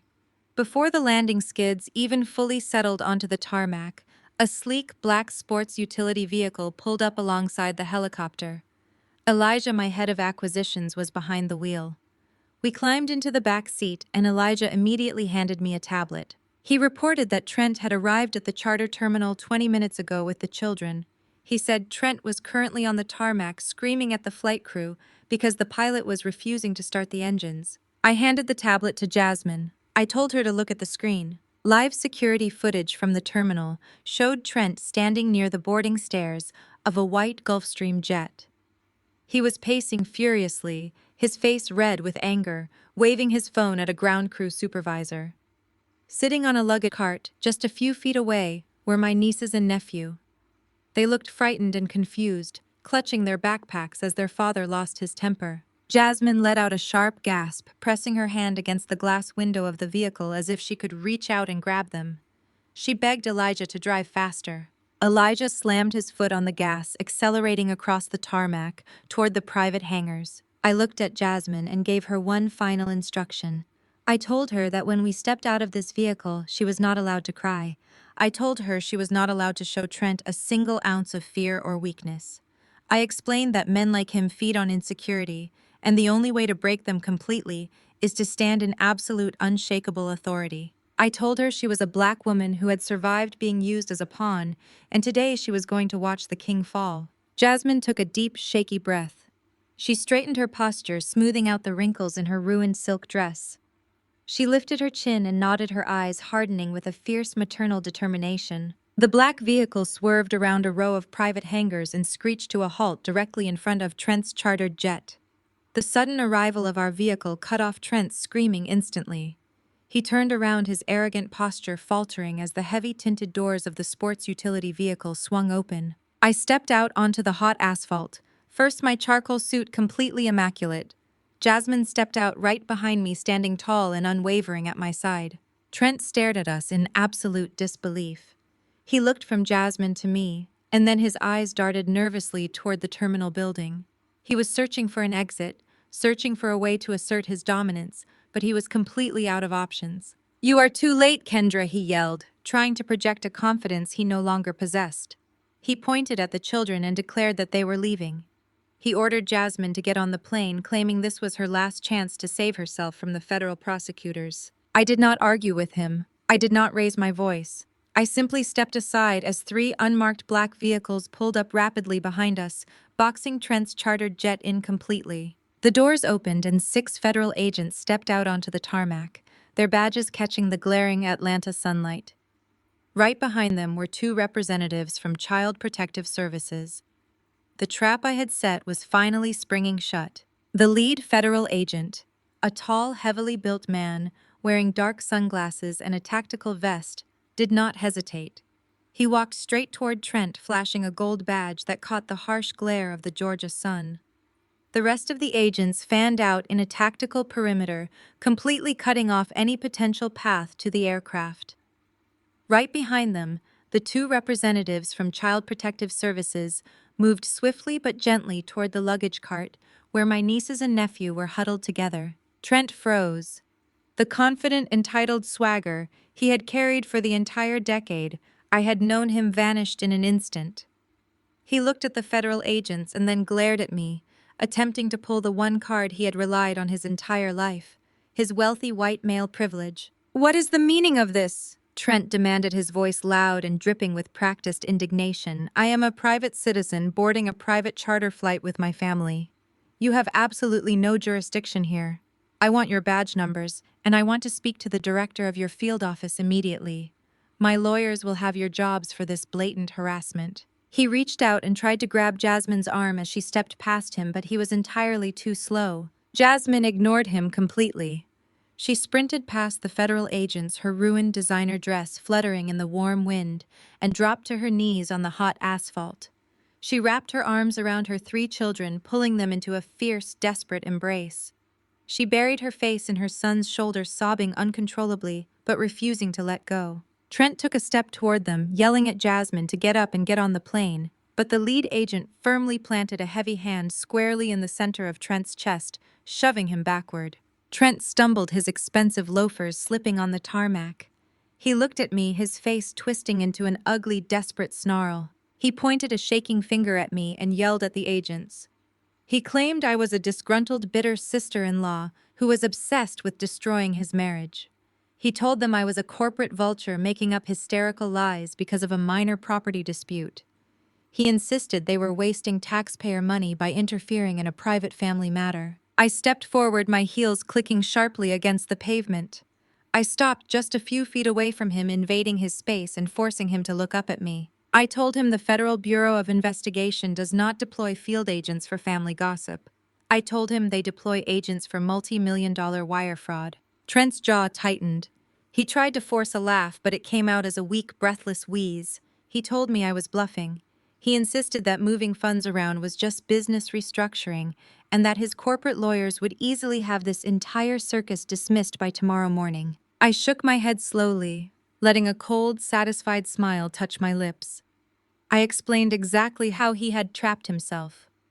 I told him that a year ago, knowing his predatory nature and his massive gambling habits, I had my legal team a specific institutional block on Calvin and Beatrice's retirement accounts.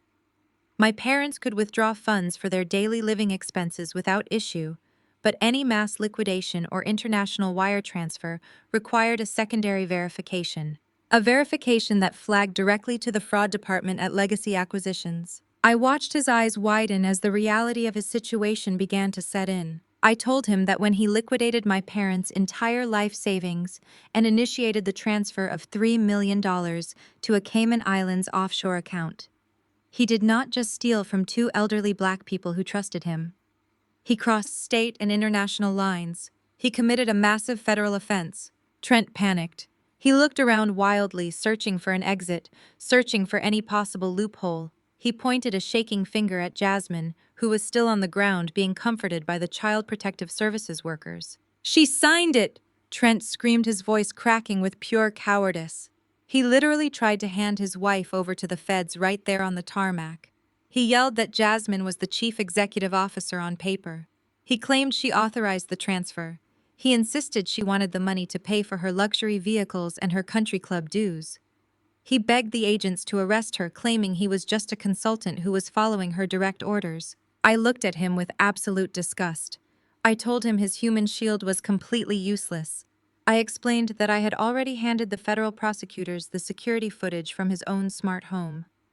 The footage proved that Jasmine was sitting at a parent-teacher conference. At the exact hour, the funds were digitally transferred from an internet protocol address registered exclusively to his personal laptop in his private study. I added that I also handed them the banking logs, proving he had locked his wife out of all financial accounts and canceled her credit cards mere hours ago. I told him he had beautifully documented his own active financial abuse and coercion. He had handed me the exact evidence I needed to prove to a judge that Jasmine was operating under severe duress and manipulation. His corporate veil was entirely pierced. Trent's face went from a flushed, angry red to a sickly pale gray. The realization that he had no leverage, no money, and no scapegoat finally shattered his arrogance. He had spent his entire life believing he was the smartest person in the room simply because society had always handed him the benefit of the doubt. Now he was completely cornered by the very woman he had spent years trying to diminish. He lost whatever shred of sanity he had left. He started screaming. He spewed vile racial microaggressions, his true colors finally bleeding through his polished country club exterior. He yelled that he had elevated our family. He claimed we were ungrateful and that we would be absolutely nothing without his connections and his wealth. He shouted that he gave us proximity to real power, and this was how we repaid him. I stepped right into his personal space, forcing him to look me dead in the eye. I told him he did not elevate anything. I told him he preyed on my parents' insecurities because he was far too mediocre to build his own wealth. I explained that he thought he could use his white privilege to walk all over us, and used my sister as a convenient disposable fall guy. I lowered my voice so only he could hear the final devastating truth. I told him he picked the absolute wrong sister to cross. The lead agent stepped forward and instructed Trent to turn around and place his hands behind his back. Trent struggled, physically resisting the officers. He looked wildly at the white Gulfstream jet parked behind him. He yelled for his private pilot to start the engines, ordering the man to do his job and get the plane in the air. The pilot, standing at the top of the boarding stairs, simply shook his head. He walked slowly down the metal steps, completely ignoring Trent's frantic, demanding screams. The pilot walked straight past Trent and handed the official flight manifest directly to the federal agents. The sharp metallic click of the handcuffs echoed across the hot tarmac. Trent was shoved roughly into the back of an unmarked federal vehicle, his head forced down by the lead agent. The doors slammed shut, silencing his desperate, pathetic shouting once and for all. The heavy metal doors of the unmarked federal vehicle slammed shut, and the sudden silence on the tarmac was deafening. The frantic, arrogant screaming that had defined Trent's entire existence was finally cut off, leaving nothing but the sound of the warm Georgia wind sweeping across the asphalt. I stood there for a moment, simply watching the black sport utility vehicle idle on the runway. The flashing red and blue lights reflected off the sleek white fuselage of the chartered jet he had tried to use for his escape. He was gone. The empire of lies he had built on the backs of my family was completely dismantled. I turned away from the federal vehicles and looked back toward the luggage cart. Jasmine was still on the ground, her ruined designer silk dress stained with grease from the tarmac. She was clutching my two nieces and my nephew so tightly to her chest, it looked as though she was trying to physically shield them from the wreckage of their previous life. The representatives from Child Protective Services stepped back, giving us space now that the immediate threat was neutralized. I walked over to my sister. My heels clicked sharply against the pavement, a steady grounding rhythm in the chaotic aftermath of the arrest. I stopped right beside her and reached down, placing a firm, reassuring hand on her shaking shoulder. Jasmine slowly looked up at me. Her face was streaked with tears, and her perfect makeup was completely destroyed. The haughty, condescending golden child who had marched into my kitchen just hours earlier was entirely gone. In her place was a terrified, humbled mother who had just watched her own sister save her children from being used as federal bargaining chips. She opened her mouth to speak, but a ragged sob caught in her throat. She just shook her head, gripping my hand with a desperate, fierce gratitude. I did not offer her a sugary platitude. I did not tell her everything was fine, because it was not. Her husband was on his way to a federal holding cell, and her entire financial reality had just been wiped out. But I looked her dead in the eye and gave her the only truth that mattered right now. I told her she was safe. I told her the children were safe, and that no one was ever going to use her as a human shield again. I told her to dry her tears, gather her kids, and get into my vehicle. We were going back to the coast. Elijah had the doors of our black vehicle open and waiting. He quickly loaded the children's backpacks into the trunk, while I helped Jasmine guide my nieces and nephew into the spacious back seats. The kids were quiet, wide-eyed, and confused by the flashing lights, but they relaxed visibly the moment they were safely buckled inside the air-conditioned cabin. Jasmine slid in next to them, wrapping her arms protectively around her youngest son. I climbed into the front passenger seat and nodded to Elijah. He put the vehicle in gear and we pulled away from the private terminal, leaving the federal agents to secure the crime scene. The drive back to the Savannah mansion was profoundly quiet.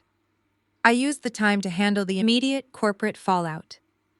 I opened my encrypted tablet and initiated a secure video conference with my legal team at Legacy Acquisitions.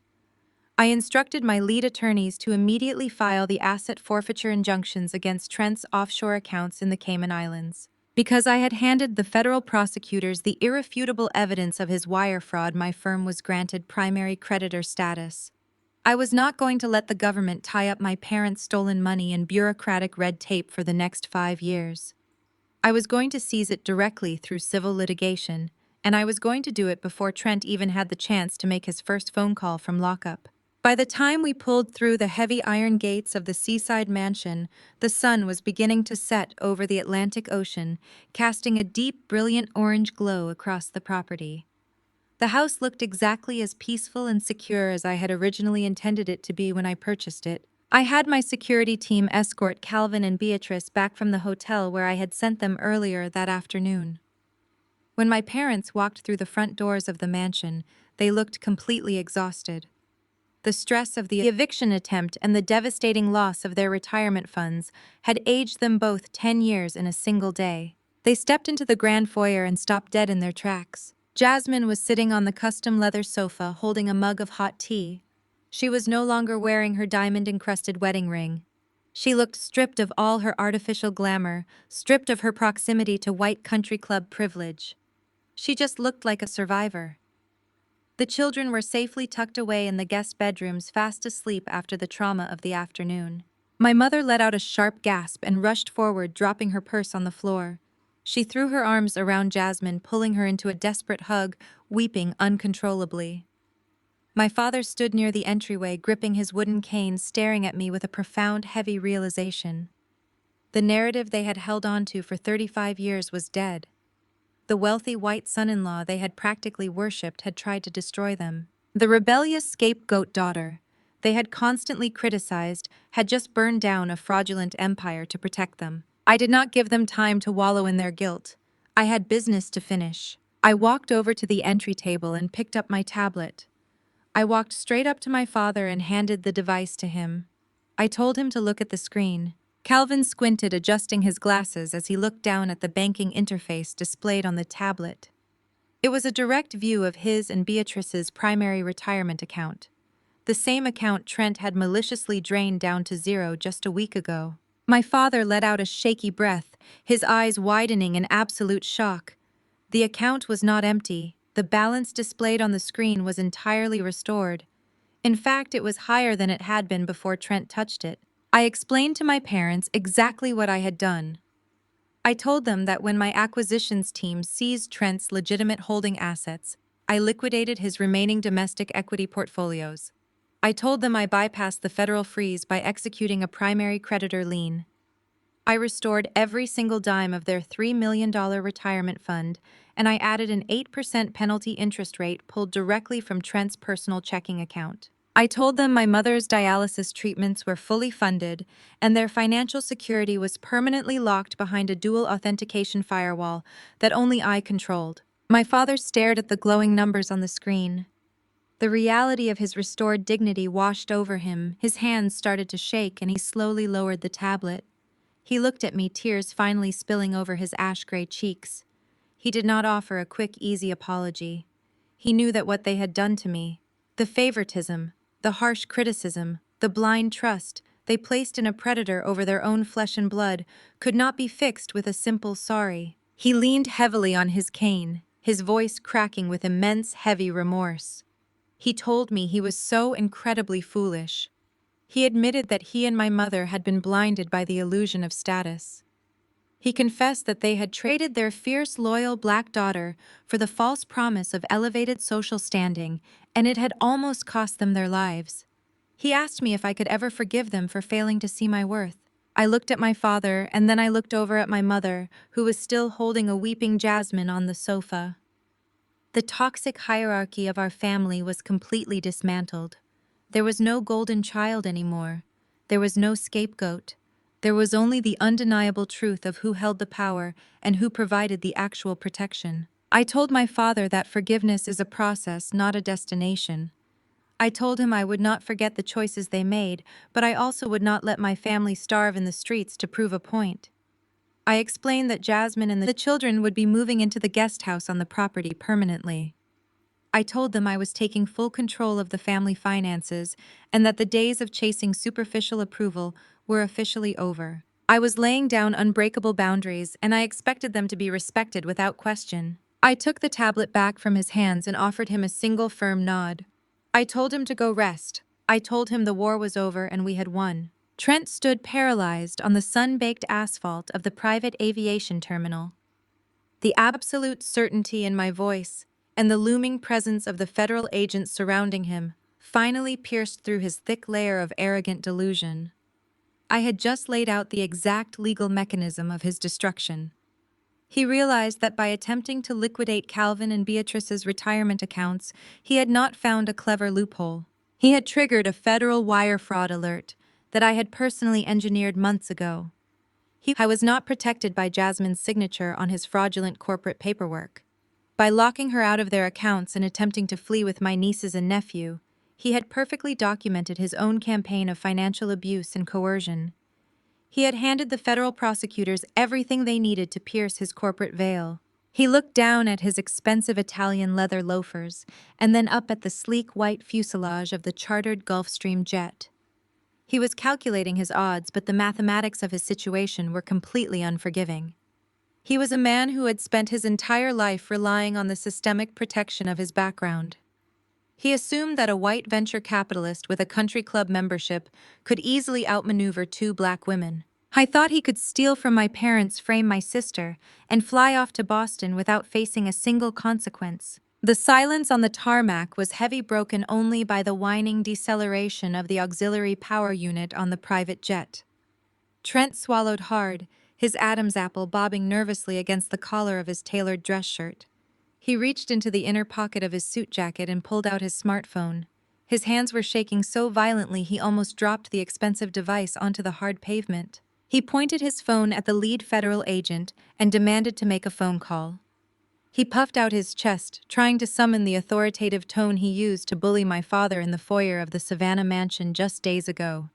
He loudly declared that he was a highly respected financial manager and that this entire operation was a gross misuse of federal resources. He threatened to call his elite legal team in New York and promised he would have every single agent demoted and fired for harassing him. The lead federal agent, a towering man wearing dark sunglasses and a heavy tactical vest, did not even blink. He calmly stepped forward and instructed Trent to put the phone away immediately. He informed Trent that the warrant for his arrest had already been signed by a federal judge. The warrant was based on irrefutable digital evidence of interstate wire fraud and an active attempt to flee federal jurisdiction to avoid prosecution. That was the exact moment Trent's carefully cultivated, charming facade completely shattered into a million jagged pieces. The realization that his money, his status, and his connections could not buy his way out of a federal indictment caused something inside his mind to snap. His face contorted into an ugly, vicious mask of pure rage.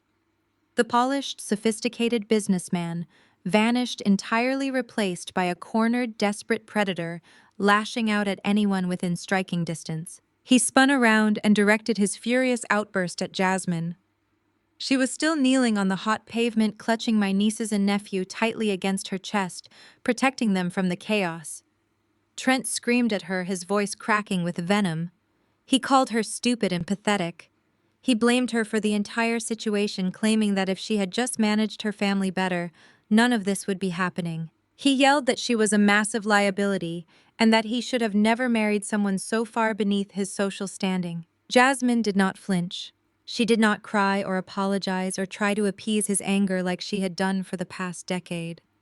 She just held her children closer, her eyes locked onto the man she had once idolized.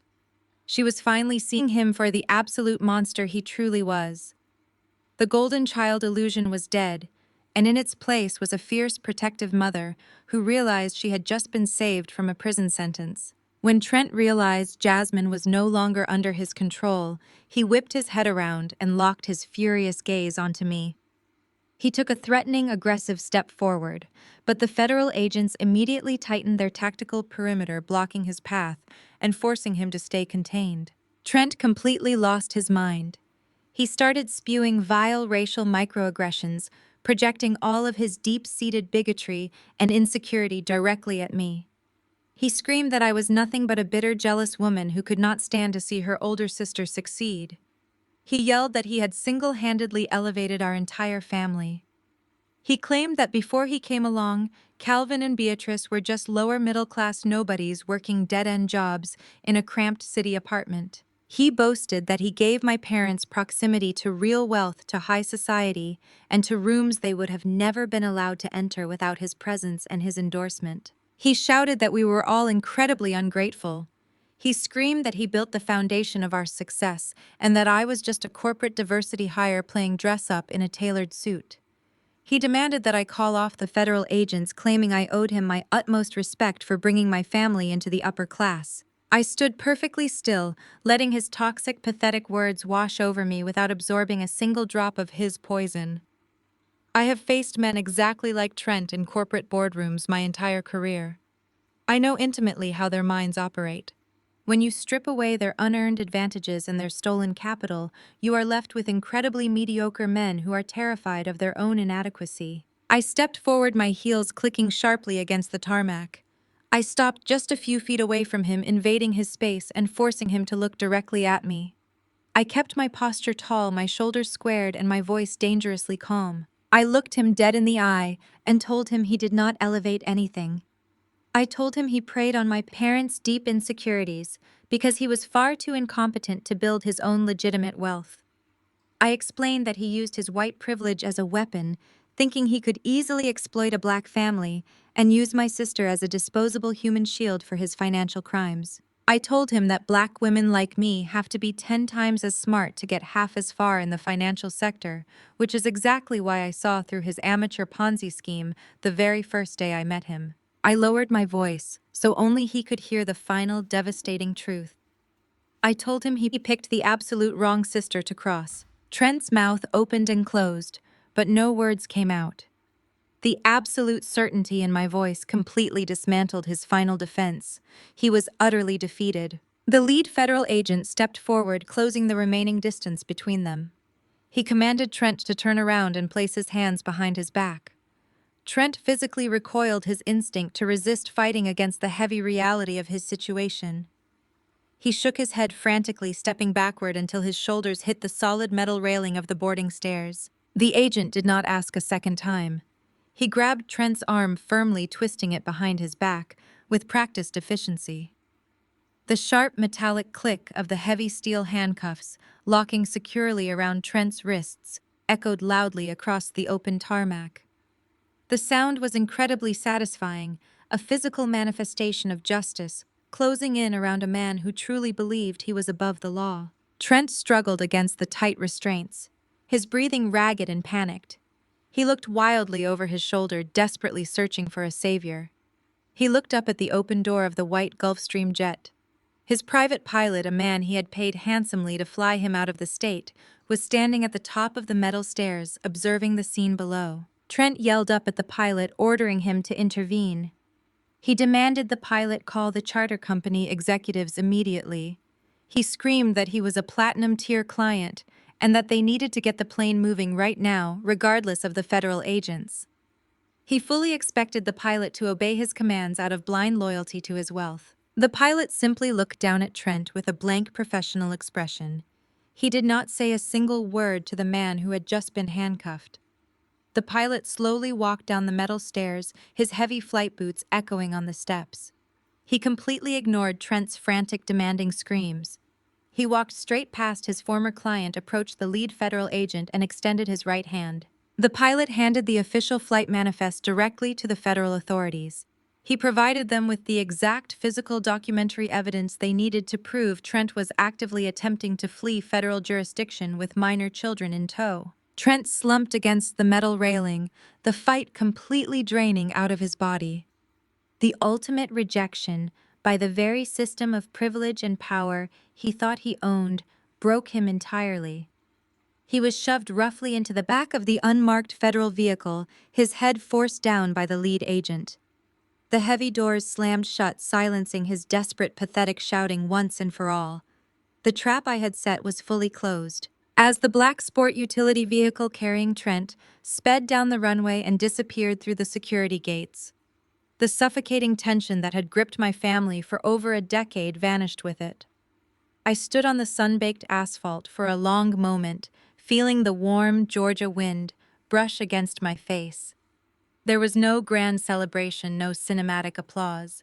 There was only the quiet, undeniable reality of a completed demolition.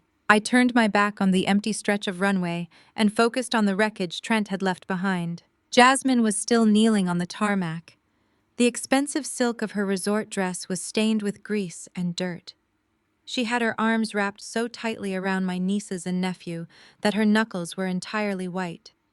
The Child Protective Services workers stepped back, giving us a wide berth now that the immediate threat was neutralized. I walked over to my sister, my heels clicking a steady grounding rhythm against the pavement. I stopped beside her and placed a firm hand on her shaking shoulder. She slowly lifted her head.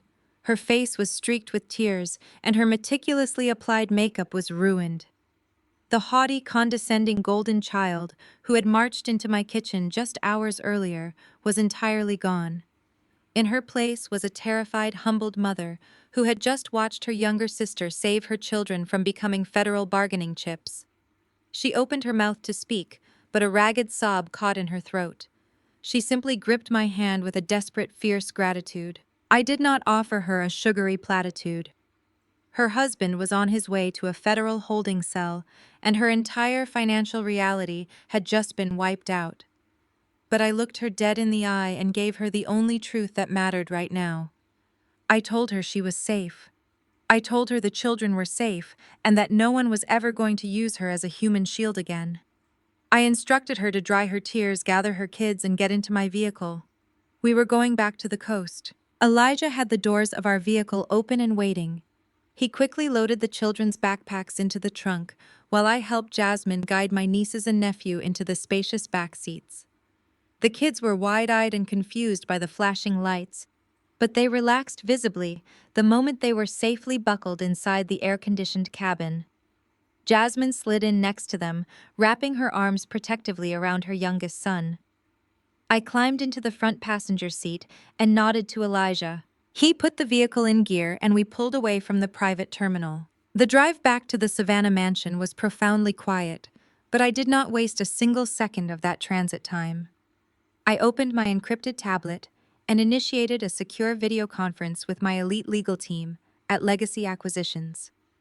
Trent was currently being processed and facing decades in federal prison, but I knew his corporate lawyers would be scrambling to freeze his remaining assets the moment they caught wind of the arrest. I was not going to let the federal government tie up my parents' stolen money in bureaucratic red tape for the next 5 years. I instructed my lead attorneys to immediately file asset forfeiture injunctions against Trent's offshore accounts in the Cayman Islands. Because I had physically handed the federal prosecutors the irrefutable evidence of his wire fraud, my firm was granted primary creditor status. I authorized my team to bypass the federal freeze by executing a primary creditor lien.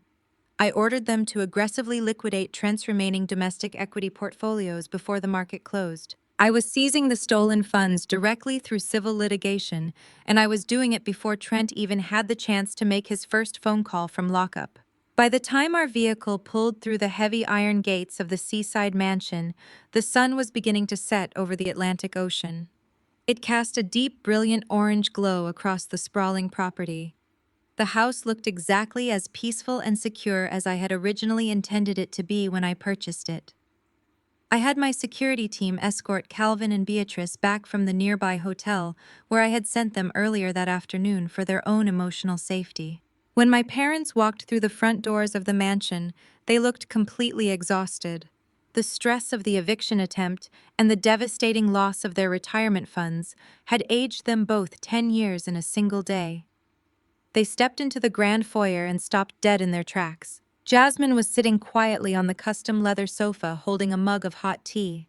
She was no longer wearing her massive diamond-encrusted wedding ring. She looked stripped of all her artificial glamour, stripped of her proximity to white country club privilege. She just looked like a survivor. The children were safely tucked away in the guest bedrooms, fast asleep after the trauma of the afternoon. My mother let out a sharp gasp and rushed forward, dropping her purse on the floor. She threw her arms around Jasmine, pulling her into a desperate hug, weeping uncontrollably. My father stood near the entryway, gripping his wooden cane, staring at me with a profound, heavy realization. The toxic narrative they had held onto for 35 years was officially dead. The wealthy son-in-law they had practically worshipped had tried to destroy them. The rebellious scapegoat daughter, they had constantly criticized had just burned down a fraudulent empire to protect them. I did not give them time to wallow in their guilt. I had business to finish. I walked over to the entry table and picked up my tablet. I walked straight up to my father and handed the device to him. I told him to look at the screen. Calvin squinted, adjusting his glasses as he looked down at the secure banking interface displayed on the tablet. It was a direct view of his and Beatrice's primary retirement account. The exact same account Trent had maliciously drained down to zero just a week ago. My father let out a shaky breath, his eyes widening in absolute shock. The account was not empty. The balance displayed on the screen was entirely restored. In fact, it was significantly higher than it had been before Trent touched it. I explained to my parents exactly what I had accomplished during the car ride from Atlanta. I told them that when my acquisitions team seized Trent's legitimate holding assets, I used the liquidated funds to replace their stolen $3 million. I added that I also applied an 8% penalty interest rate pulled directly from Trent's personal checking account to compensate them for the emotional distress. I informed them that my mother's dialysis treatments were fully funded for the next decade, and their financial security was permanently locked behind a dual authentication firewall that only I controlled. Trent could never touch them again. My father stared at the glowing numbers on the screen. The reality of his restored dignity washed over him. His hands started to shake and he slowly lowered the tablet. He looked at me, tears finally spilling over his ash-gray cheeks. Jasmine looked up from the sofa, wiping her own tears. The intense lifelong rivalry she had harbored against me was completely extinguished. She did not see me as a bitter, jealous competitor anymore. She looked at me with a profound reverence, finally recognizing me as the fierce, unshakable protector of our family. She told me she was going to start completely over. She asked if she and the children could stay in the small guest house on the property until she figured out her next steps. I looked at my older sister, the woman who had once demanded I leave my own property, and I simply nodded. I told her the guest house was hers for as long as she needed it. I left the tablet resting on the polished entryway table. The air inside the grand foyer felt completely different now. The suffocating tension that Trent brought into this house was gone, replaced by a quiet and solid peace. I walked slowly through the massive living room, my heels sinking slightly into the plush rugs. I pushed open the heavy glass doors that led to the expansive back porch. The sun had just dipped below the horizon, painting the savannah sky in deep and rich shades of violet and indigo.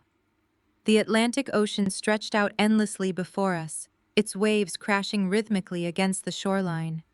It was a powerful and ancient sound that seemed to wash away the chaotic residue of the day. My parents, Calvin and Beatrice, were sitting side by side on the teakwood patio furniture.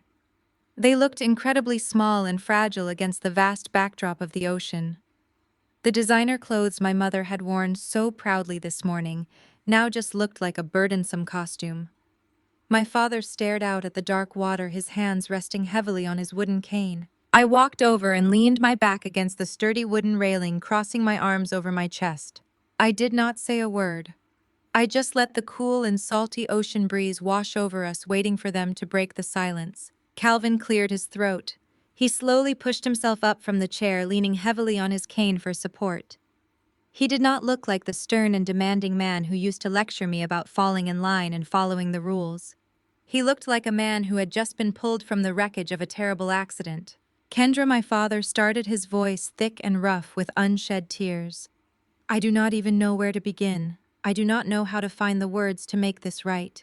You can start with the truth, I replied quietly, keeping my gaze locked on his. He nodded, his shoulders sagging under the immense weight of his own guilt. We were absolute fools, he confessed, his voice breaking. We spent our whole lives working so hard just to scrape by. When Jasmine brought Trent home, we were blinded by the illusion he sold us. He had the right last name, the right background, the right connections. We wanted so desperately to feel like we had finally made it, like we had finally gained access to a world that always kept its doors locked to people who look like us. My mother began to weep softly from her chair. We let him disrespect you, Kendra, she whispered, covering her face with her hands. We let him talk down to your father. We ignored every red flag because he promised us financial security and social status. We put Jasmine on a pedestal because she gave us the picture-perfect narrative we thought we needed. We treated you so terribly just because you refused to play along with the lie. My father took a hesitant step toward me. We traded the fierce and brilliant daughter who actually loved us for a predator who only wanted to exploit us. He said, a single tear escaping and rolling down his ash-gray cheek. You built this beautiful sanctuary for us, and we handed the keys straight to the man who tried to destroy our lives. We almost lost everything because we were too arrogant to see your worth. Can you ever forgive us? I looked at the two people who had raised me. I saw all their flaws, all their generational trauma, and all the deep-seated insecurities that had driven their toxic behavior for 35 years. They had caused me immense pain, but they were also victims of a society that convinced them their own black excellence was never enough without white validation. I stood up straight and looked my father directly in the eye. I love you both, I said, my voice steady and unwavering. I will always protect you, and I will always make sure you are safe. But you need to understand that the dynamic of this family has permanently changed tonight. My parents listened intently, hanging on my every word. I told them that forgiveness is a continuous practice, not an eraser.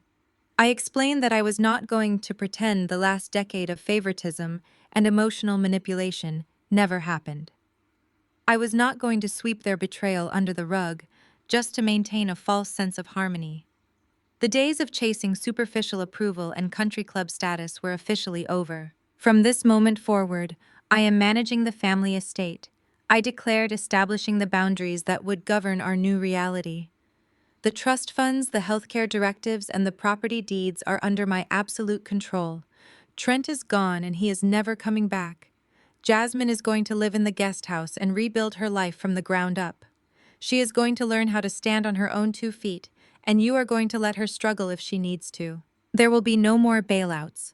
There will be no more golden child privileges. My mother nodded rapidly, wiping her eyes with a tissue. Whatever you say, Kendra, we trust you. We trust you with our lives. I looked at my mother and delivered my final and absolute term.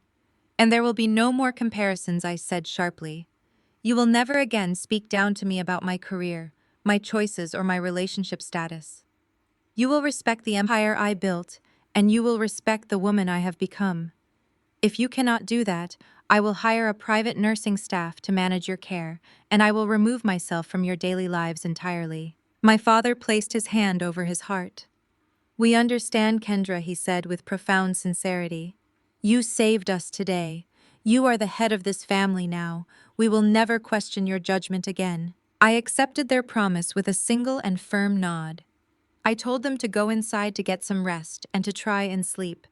I told them the war was over and our family was finally secure. I watched Calvin and Beatrice walk slowly back into the house, their arms linked together for support.